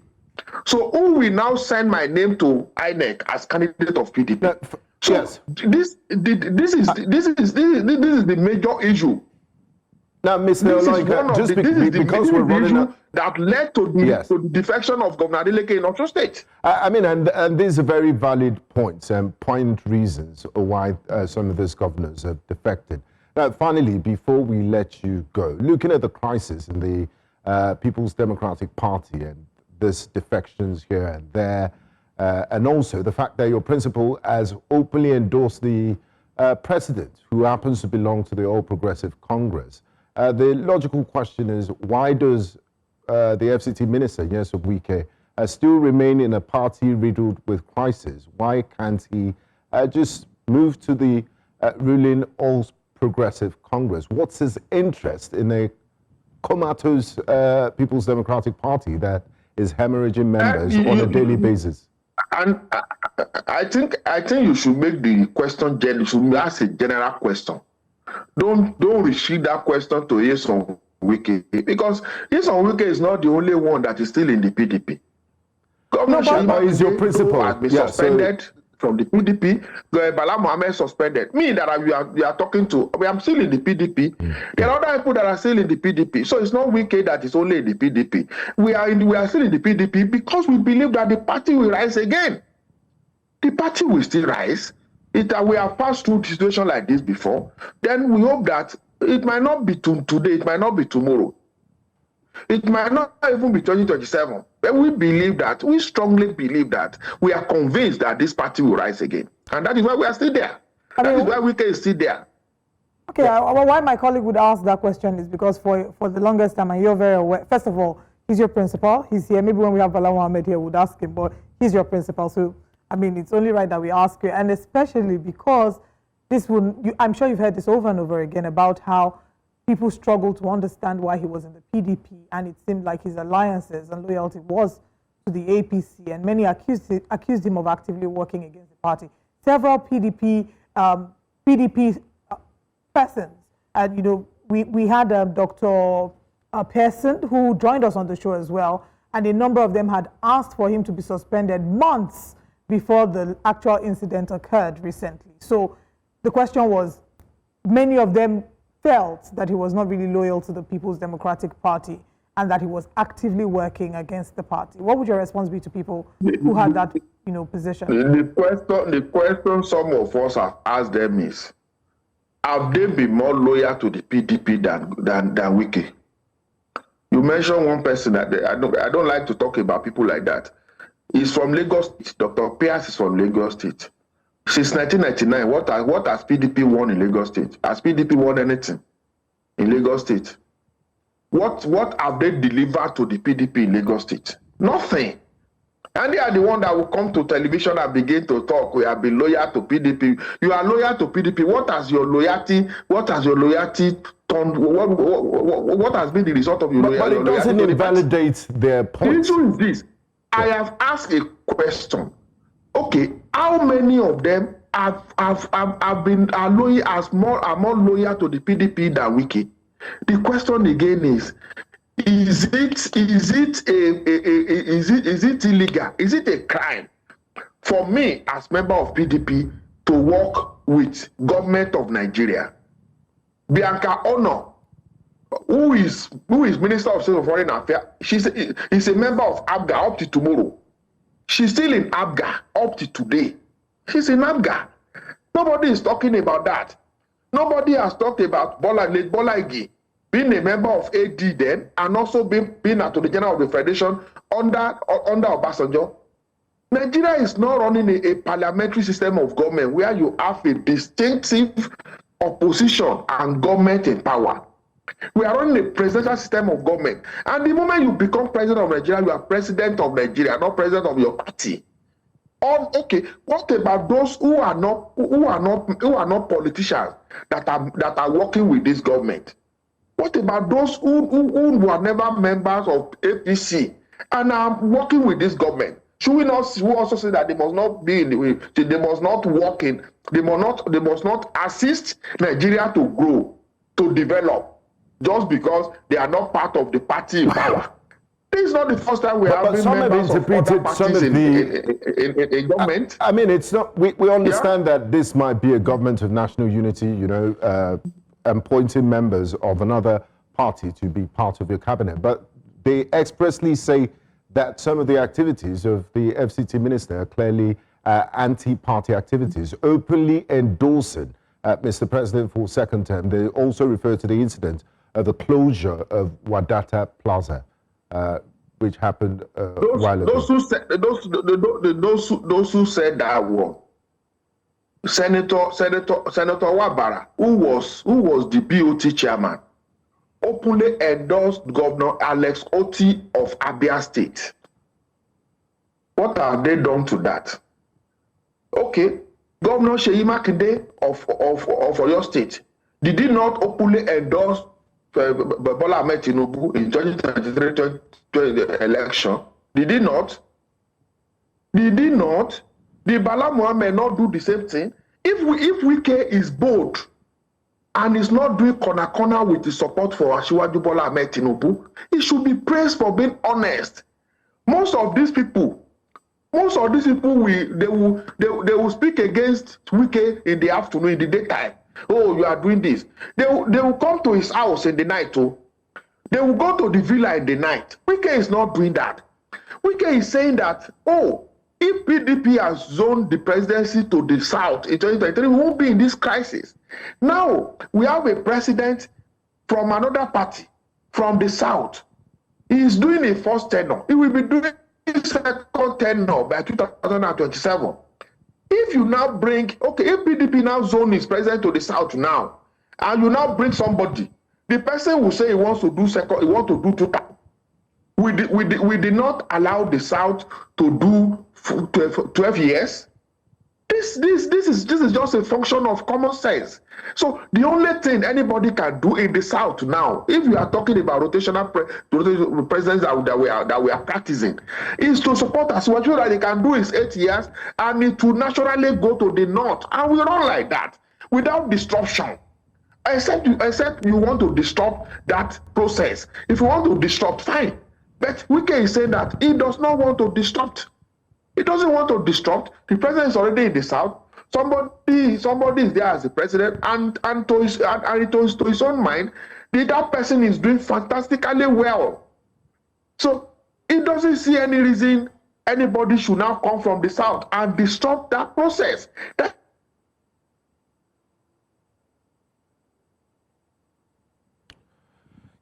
We seem to be having connection issues with Mr. Lerio Olayinka. It's been a rainy morning, so sort of sometimes it disrupts but he's in Abuja. Maybe it's also raining in Abuja. Well, it can be. But he mentioned something that the People's Democratic Party never won anything since the advent of this democratic experience since 1999? Well, according to reports here, the People's Democratic Party won a local government election in Yaba. So maybe that's something. In response to Dr. Pierce. Yes, I'm saying that they had never won anything in Lagos, yes, the councillorship seat. But I also did want us to, you know, I mean, he's shared very strong positions about the People's Democratic Party. I'm wondering why. All right, Mr. Lainka, welcome back to the conversation. So I have two more questions before we call it a day, at least from my end. The question again, before we wrap up with PDP on the national level, the question is, if you genuinely believe that the PDP is in the comatose, that there are no chances for them to win the next elections, why put in so much effort into the party? Because political party is not just to win presidential election now. Governorship election is there. National Assembly election is there. House of Assembly election is there. Chairmanship, councillor is there. So you're okay with not. So you're comfortable with not winning the presidential. Abga just won election in Anambra now. Abga is not in the presidency. It has never been in the presidency. Well, but Abga just won in Anambra.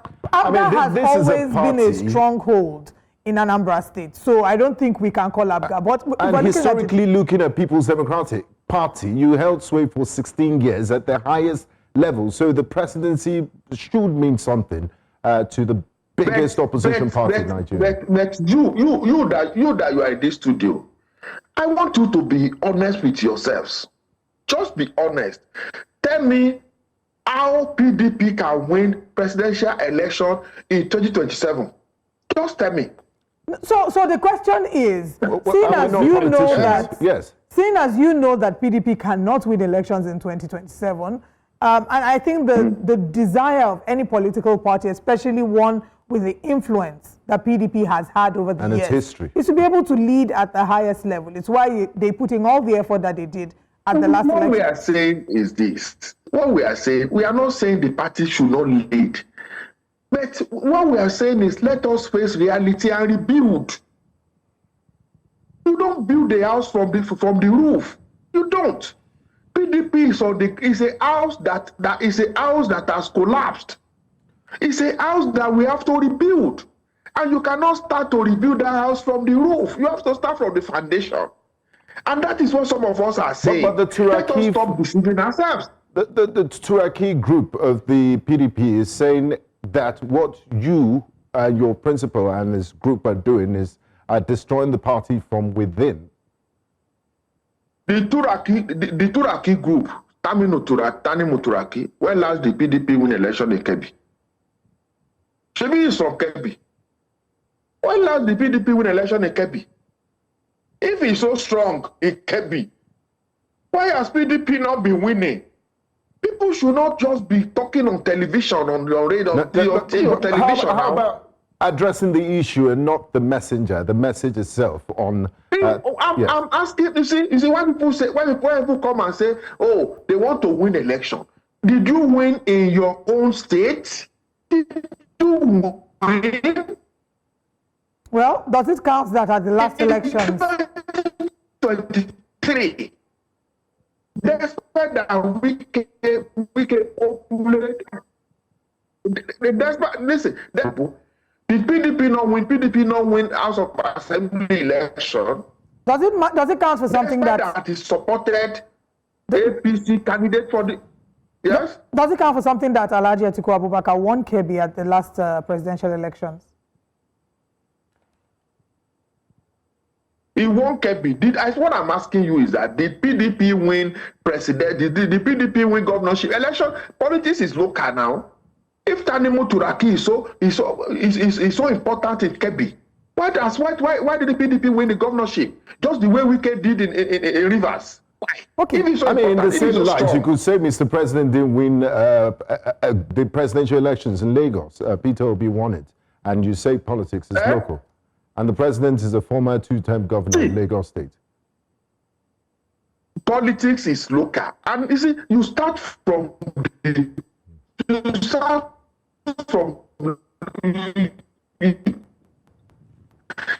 Between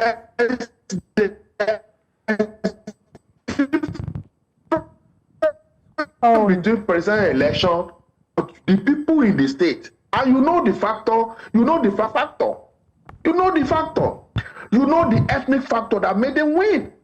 So let us. What we are saying is that we like to deceive ourselves. And me as a person, one of the things I don't do is to embark on the self-deceit. I don't deceive myself. So just to clarify, you said ethnic factor made. I'm saying it here. Just to clarify, who are you referring to when you talked about win election, president election 2027? It's as if all of us can see it. Just to clarify, Mr. Olayinka, who are you referring to when you talked about ethnic factor making him win elections? Well, you know who won in a president election in Lagos State now. I'm not the one that will now be mentioning him. Did the ethnic factor come into play when the PDP won the presidential election in Kebbi State as well? Most likely, you see, there are factors in election: ethnicity, religion, personal interest, political party, and the candidate. There are factors that will make you win election.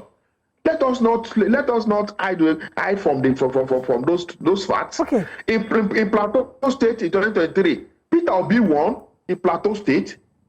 Labour Party won presidential election in Plateau State, and I know why and how Labour Party won. But PDP still won the governorship election, and PDP won because of the factor of one man, Baba Jonah Jang. That's the reason PDP won in Plateau. So all these things, we can't continue to embark in the next few weeks. PDP governors will be reduced to 4. 2 other governors will leave.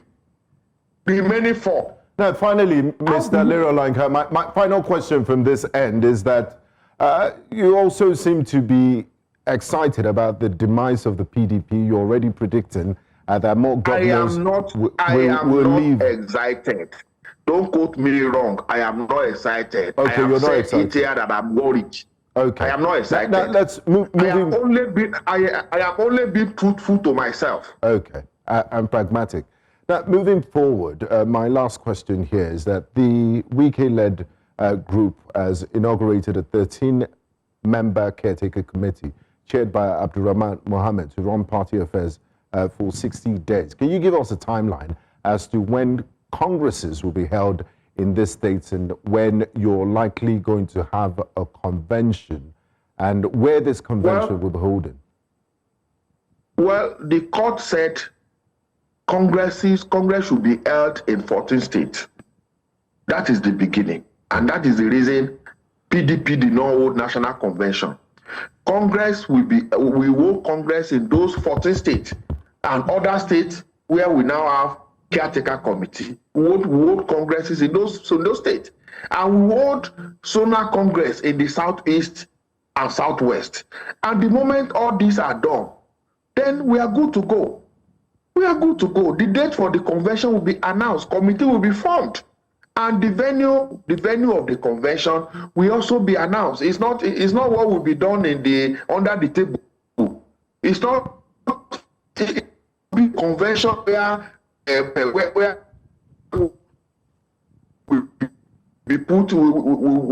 be in somebody's pocket and he will be issuing it out to whoever he wants. No, it will be a PDP convention where whoever that want to contest will have right to contest. Okay, we wish the PDP certainly all the best at the national level in being able to put his house in order. Mr. Olayinka, yes, you're still with us. My final question, or our final question during this conversation, will be about Rivers State. Governor Siminalayi Fubara has said he has no issues with the state lawmakers, and he's tried to contact them ever since his reinstatement. Unfortunately, it feels like efforts to make peace has seemed a bit frustrated. He's also said that your principal, the Minister of the FCT, was supposed to arrange a meeting and hasn't done that. Can you maybe give us details about this? Well, I am not from Rivers State. I don't function with Wike FCT minister based on Rivers State. I function with him based on his position as FCT minister. But what I can tell you is that Wike has done what he should do by being a statesman, by being a leader. So what should happen in Rivers? It is official. I think it should not be the minister that will announce when governor should meet House of Assembly now. House of Assembly and governor, they are both in Port Harcourt. So it is the governor that should, there are processes to meet House of Assembly members. Write to the speaker. When you write to the speaker that you are coming to the house or you are coming to meet the House of Assembly, the speaker will, the house will debate it and they will fix a date. Mr. Olayinka, you and I, we all know. Mr. Olayinka, we are being honest with ourselves. We all know that what is happening in Rivers State we all know that there's been a political solution provided to the crisis in Rivers State. And this this matter you're raising about him writing, them debating it on the floor of the House, these lawmakers have been loyal to the FCT minister. And from the first announcement of their defection to them coming back and now a second announcement, we know that it's been some sort of a chaotic situation in Rivers State. So it's not about what should be done on paper, but we're asking about what the political situation is, because the governor has gone the political solution route. That is, that's what I've just said the same thing. I've told you I'm not from Rivers State. I can't begin to comment on what should have happened and what should not have happened in Rivers State. Probably what you should have done on this station is to bring the speaker and the governor. Then ask the governor, did you reach out to the speaker? The governor will answer you. Ask the speaker, did the governor reach out to you? You cannot come and be asking me that I'm from Ekiti, that I'm working with FCT minister. If you're asking me what the FCT minister has done now on FCT, I can begin to answer you that one. Okay. But what I know about House of Assembly, that is legislative arm and executive arm relationship, is that when the governor want to have anything to do with the House of Assembly, there are channels of communication. Yeah. So I believe that I believe that channels of communication should be used. Well, that is what I know. I'm sure that the governor knows. Yeah, he said he has attempted, from the reports, he has attempted to meet with them since September, but all efforts have proven abortive. But we will continue to hope for the best. Thank you very much for your time, Mr. for your time with us this morning. Right. Okay. Now, we are officially declaring the phone lines open if you'd like to share your thoughts and your comments about the conversations we've had this morning, even as we head to the segment where we review the newspaper front pages. Please do well to get your phone on standby and call the numbers on your TV screen. We're going to break now, and when we come back, it's time for newspaper reviews. Stay with us.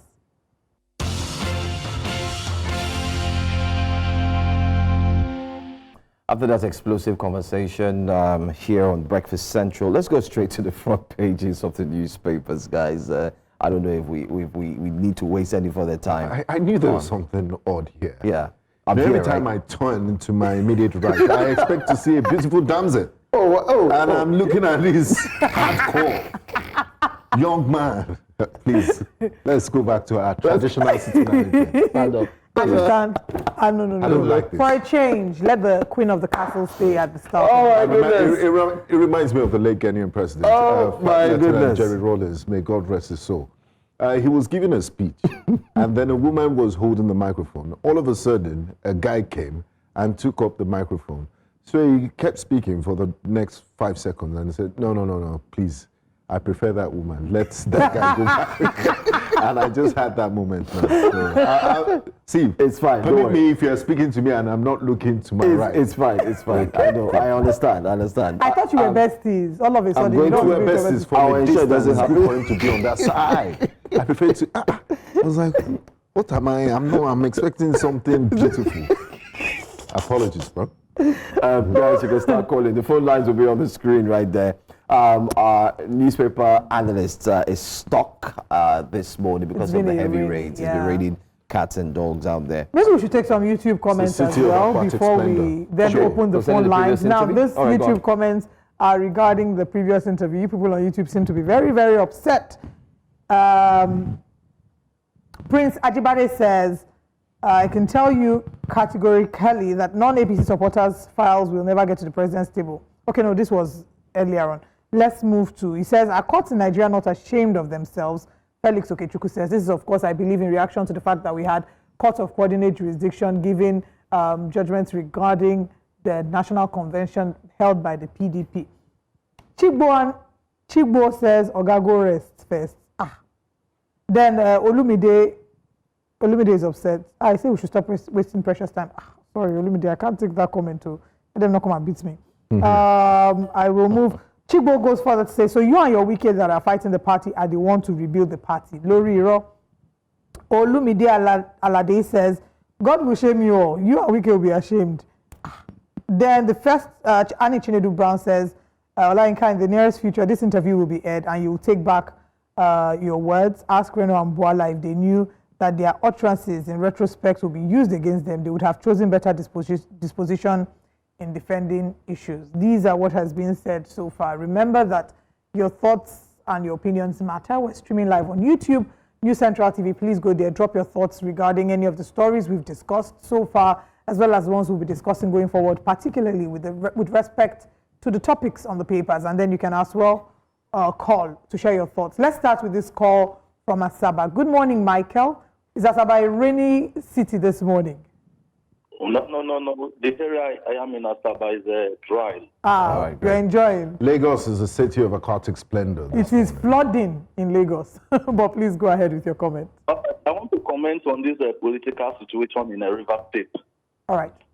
Yeah, the political situation in River State is a one to watch in 2027. Can you hear me? Loud and clear. Please go ahead. Yes, this political situation in River State is a one to watch in 2027 between Simple Bara, Nyesom Wike, and Martin Amewule.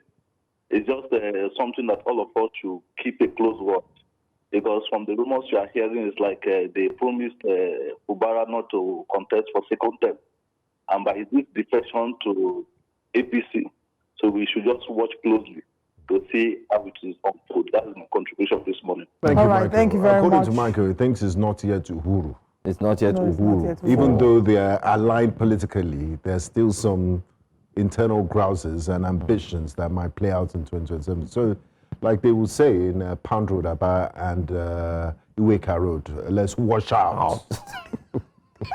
Grab your copy. Grab your copy now. Anyway, okay, let's go to the papers. Let's go to Daily Independent. I think that's where we're going to start from. Daily Independent newspaper. It's loaded.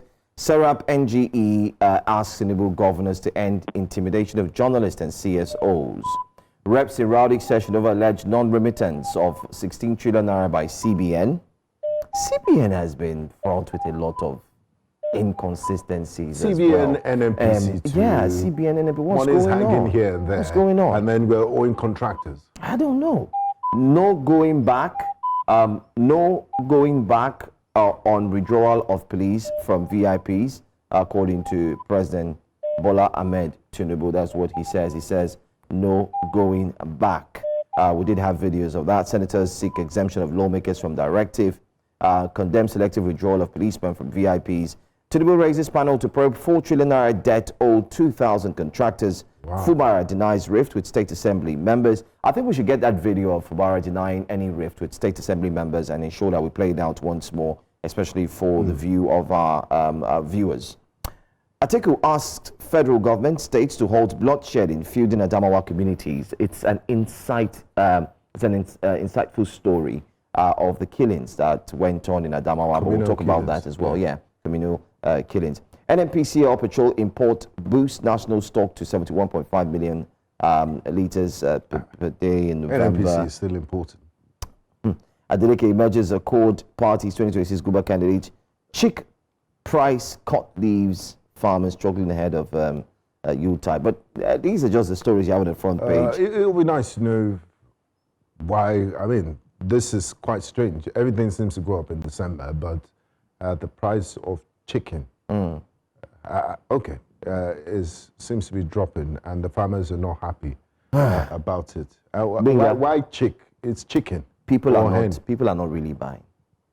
That's the fact. Okay, so the economics of the economic survey is showing that the number of people who are buying, or compared to a few years ago, is not the same. But I trust our reporters. Demand and supply. Demand and supply has really dropped. But let's take this call quickly. Have you bought your chicken, by the way? Anyway, God's Power joins us from River State. God's Power, you are in River State. How is Rivers this morning, following what the governor said? Oh, we lost that. Can someone from River State please call us? It would be great to hear what the current situation is. And our first caller raised a very valid point about the suspicion, and this is news from the grapevine, of course.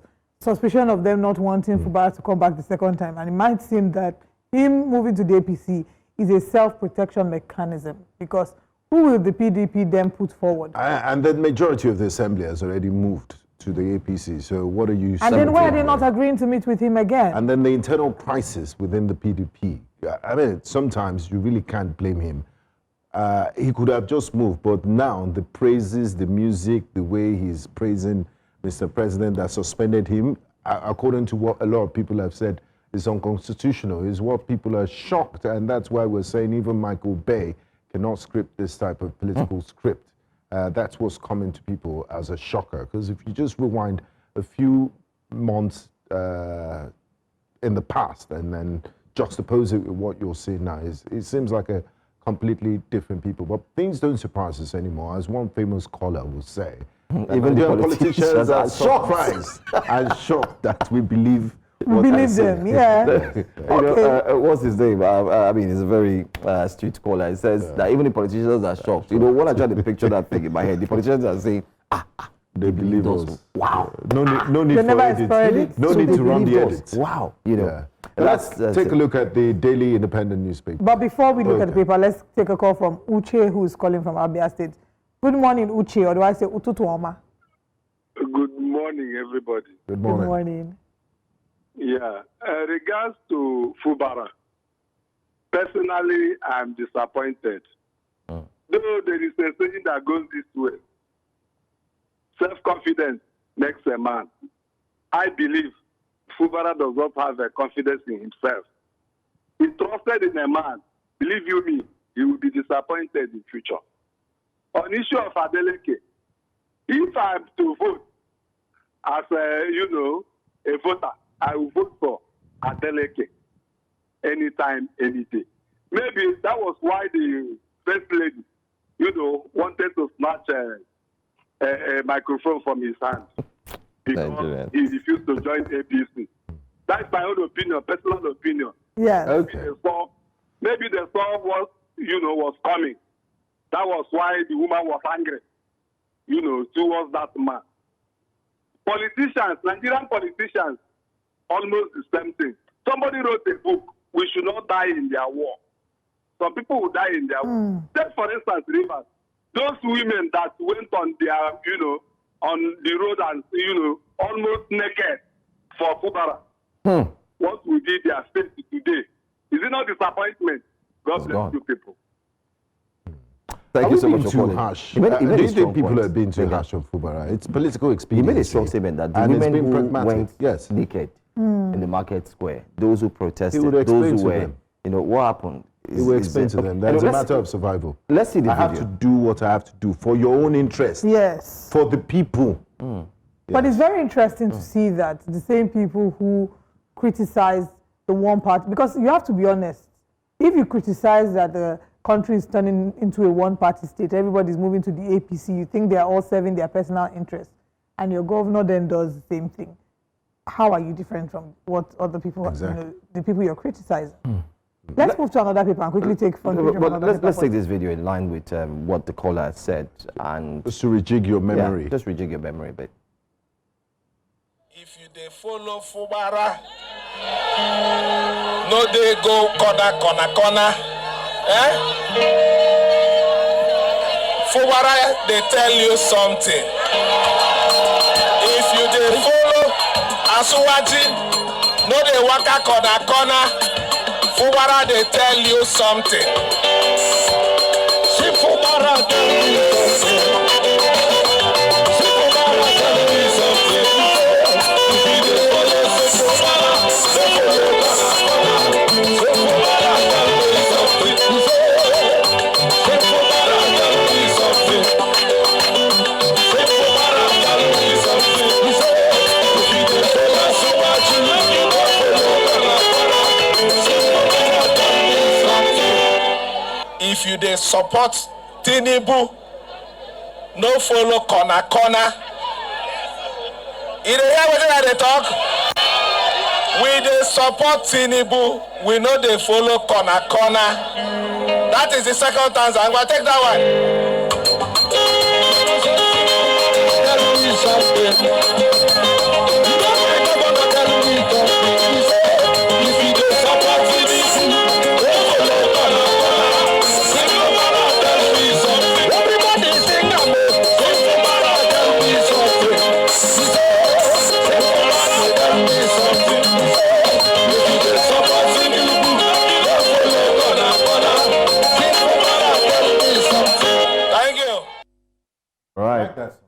I wish they. If you dey follow Benga Borowa, no follow Waka. No. If you dey follow New Central, no follow Corner.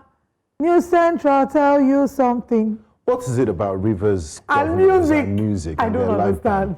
It's. I mean, that's Burna Boy State. So there's a lot of musical talent there. The talent is there. But anyway, let's not lose focus, guys. Let's come back. I was just shocked that the governor had cue. He had it scripted. He now said, take that second stanza. Take it. They should teach him to pronounce it to his Tinubu, is not Tinubu. Yeah, but I mean, maybe it's in the excitement. The song is sweet, Cha. Whatever you say, you can't lie that the song is sweet. I don't know. But you know, it's just, I don't know if it's sweet. But our caller said, don't die for politicians. Don't die in politicians' war. Yes. So those who died, who killed themselves. And only that thing you want to say, the Constitution of Nigeria guarantees you freedom of speech. You're a lawyer. But so freedom after is what it does not guarantee. You just saw the end bad governance. Yes. Activists after 1 year, cooling their heels behind bars. That thing is not even funny. Honestly. Anyway, let's go to the punch. Let's go to the punch. The Punch newspaper very quickly. PDP chaos. Wike Makinde forces revive war over INEC's nod. It's 30 state chairman, National Assembly heavyweights rally behind Turaki's leadership. So it seems like more people are rallying behind Turaki, more people who are supporters of the PDP. Showing their loyalty to him. Although I heard Leroy Olayinka saying that it's illegal, but we'll wait and see. Time will tell. Federal government opens diplomatic talks with Burkina Faso over detained aircraft and soldiers. There were rumors yesterday that the soldiers were released. They weren't. And didn't they deny that they weren't detained in the first place? I mean, the conflicting reports and messages from the presidency is hard to keep up with. Yeah. These are really tough times with communication. Tinubu tackles VIP police escort abuse, showing up false Shei's entourage. We talked about that on Wake Up Conversation. If you missed it, you might want to go back on YouTube and find it. Federal government pushes for 17.89 trillion new loans, fresh, to finance 2026 budget. Borrowing jumps 72% as revenue dips by 8.67 trillion naira. Debt servicing to gulp nearly half of 2026 earnings. So are we back to square one? We don't need to be an economist. It's a huge amount. It's like a father is earning money and then 76% of your income goes to servicing debt. So how much is left for projects and to run the house? It's not sustainable. Anyway, you get it. Okay. Yeah, there's also alleged fraud. Ex-Minister Stella Odua arraigned and barred from foreign trips as investigative journalist. Are you beginning to wonder why now? Is she making any political moves? It seems the anti-graft agencies have everyone's file, and then when you decide to, shout more. Yes, politically or act against the interests of the current government, they pull your file from underneath and put it on urgent matters. But don't take my word for it. They said it's alleged. It's what we've seen play out in the last few years. So the moral of the lesson is don't be found wanting. I like what we find at the right, and I think this is a conversation we can anchor on for a little while. ECOWAS court, Nigeria tops countries ignoring judgment. Do you agree? I mean, I did a wake-up conversation on this on Monday, and we've not even finished digesting it. Following judgments in our own countries, ECOWAS court judgments exactly. to follow. With PDP, we've seen that play out. There are many instances, even with Nnamdi Kanu. And the question I once asked when we're talking about it is, there's a court's judgment, and all of a sudden the court should be followed in strict sense with this one. When there was an earlier court judgment that had said that he should be released from the correctional facility. Was it correctional facility? DSS. But there was a court judgment that was to let him go. Why wasn't it followed? We've seen it happen over and over again.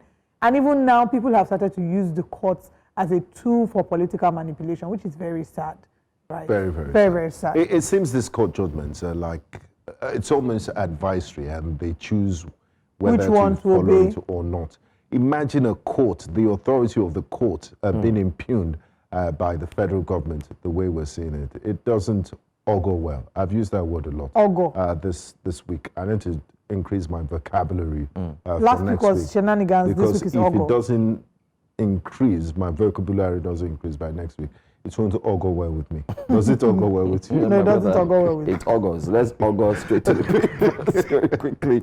Okay, the final paper is the leadership paper. And on the front page of the leadership paper, petrol imports rose to 52.1 million litres per day in November, says regulator. Rowdy session as reps summon central bank governor over alleged 15 trillion naira debt. Taraba Chief Judge laments withdrawal of police orderlies. We need to go into the details of that story. And then we have Zaria killings. Buhari and I will meet on Judgment Day. There's El Zagzaki. Omisore absent as Tinubu meets Osun governorship aspirants. Still on the front page, and just to mention that you can call the numbers. We have a few more and minutes. also the top story there. Yeah, well, the two top stories. Yeah, there's Tantita in fresh offensive against oil thieves. Federal Inland Revenue Service, French tax agency partner on digital transformation, and others. And at the top, reactions as Tinubu orders Ribadu to arm forest guards. There we go. And federal government can't fix airfares. Sector fully deregulated, Keyamo says. And I hope the arming of forest guards will come with strict rules of engagement. There's a huge concern there. Yes. Because if we are arming these forest guards, first of all, what technical training do they have in terms of understanding when weapons use and handling? Yes, handling of the weapon, when to use it. We already have issues. Thankfully, we've not had issues in the most recent time regarding what they call that thing, accidental discharge, or when to use force. But I remember when there was talks about arming road safety and all of that, and everybody was like, this can't happen, right? So there's a concern. Last man then. Yeah, last man. Was it last man they were actually trying to arm or road safety? But the question is, we understand that there's a challenge with personnel in terms of us having adequate security personnel. The forest guards were a welcome development by some because they felt it would add to what's currently existing. Arming them, however, is another kettle of fish. How thoroughly trained are they? Do they understand when and how to use these weapons? It's not to know how to shoot a gun. When should you shoot? What am I saying? How can I say that? I take that back. I said something earlier that thankfully we haven't had issues with weapons. When we've seen even the ways in which they have de-escalated fights during protests, and we are asking, I mean, we asked on this show, we asked Mr. Hundeyin, at what point are you supposed to use tear gas? At what point? Is it when, they're just gathered and you feel they're not supposed to be here, you tell them leave and they don't leave and you release tear gas? The other day we were speaking to somebody who was, they deal in the business of selling security materials. They talked about I forgot what that one is called. Pepper spray. The pepper spray, and then the taser. And we're wondering, then there's one they can point that shoots. It doesn't shoot to kill, it shoots to shock. Attach, yeah. You know, why don't they employ several other measures that do not require direct shooting? Exactly. So we still have police officers, law enforcement agents that haven't gotten a complete hang of how to use this. Now want to arm forest guards. Is that a good idea? Yes. Can we have that headline back up? The leadership newspaper. All right. Which story are you looking at? Yes. I mean, Mr. Keyamo, this story is really very personal to me. People need to travel in December, and then the tax component of it. Yeah, we know we operate a deregulated free market economy, but what about the government component in those airline tickets that makes it so expensive? The multiple taxes. Just to say the federal government can't fix airfares is very, he's being charitable with the truth, and it's not thinking solutions. There are things that can be done about it, yes. And then the other side of it, please, can we have the leadership newspaper up? Yeah, the other side of the headline reactions as Tinubu orders rebutted to armed forest guards. Just spoke about that. Let's take our final story. Imports. Yeah. I mean, why are we still importing? Didn't they say, you know, let's buy Nigeria to grow the naira and support local-based industries? And it was also in this year that the Dangote refinery says that they have capacity to meet Nigeria's petrol needs. So is this for the strategic reserve? Why are we still importing this huge amount of using very scarce forex to import petroleum products at 52.1 million liters a day? Food for thought. A lot. Let's take a final story. Today, Taraba Chief Judge laments withdrawal of police orderlies. Justice Joel Agia, Chief Judge of Taraba State, has raised concerns over the sudden withdrawal of police orderlies from judges, warning that it poses serious risks to judicial security and the administration of criminal justice. I mean, he noted that police officers attached to all judiciary officers in the state were withdrawn on December 8, 2025, without prior notice, leaving judges vulnerable. Agia stressed that judges handling sensitive criminal, political, terrorism, and corruption cases face high security risk without protection. He emphasized that judicial independence extends beyond freedom from interference to include protection from intimidation, adding that court security is crucial for maintaining order, decorum, and fairness. The Chief Judge urged swift action and constructive engagement to address the issue, highlighting that effective judicial work depends heavily on collaboration with the police. This is a Chief Judge saying how risky it is for them now to move about, says their lives are at risk. I mean, is this not a no-brainer? Why would you even withdraw police personnel from judges, knowing the sensitive nature of their work and lawmakers in the first place? So I think the decision wasn't thoroughly thought through, and it was a knee-jerk reaction. They didn't say you should pull all VIP personnel. You could have done it in a more orderly manner. Olive, what do you think about the withdrawal of police personnel from judges? I'm very, very sad about it because, you know, my future aspiration is to be a judge, and when I get there, they're not going to give me police. I'm just joking. but I can understand their concern. They are exposed, right? I have friends who are judges, and they tell me how, you know, there was one who was sharing with me how she had gone somewhere, and someone said, I know you gave judgment against my father. Wow. So it's already putting them in a bit of a complicated situation that there are people that don't like them merely because they gave judgment against them. And they're only doing their job. They're only doing their job. So do they need it? Yes, they do. Are there people that need it? Yes, they are. We can't deny the fact that there are people who need that protection. But it has been abused. That's where the challenge is. It has been abused. And I really don't know how we're going to manage it. Joe, are you going to be applying for protection as a television exposed person? Benga, I'll think about it. Okay. Anyway, we'll answer that question tomorrow when we come back to give the final edition for Breakfast Central. Thank you to our audience for joining us. I can see some of you are having a swell time. Someone was singing alongside with Governor Siminalayi Fubara. She says... on YouTube? Yes. She says, Wike sing as they paint them. Fubara sing if they follow Tinubu. Nigeria politics is comedy. Pius Amako, thank you very much for your comment, for joining us this morning. Unfortunately, we can't. Do we still have time to take comments from Snap and TikTok? No, we don't have time. We're out of time. Thank you for joining us. We'll see you again tomorrow. I'm Olive Emodi. This is Joe Hansen. And remember to follow me on my Snap and my TikTok. No, they've banned it. You should no longer stream. Just end it like a Gen Z and say clock it. Clock it. No, it doesn't fit you, please. Clock it. We'll see you tomorrow, guys. Bye. He can't.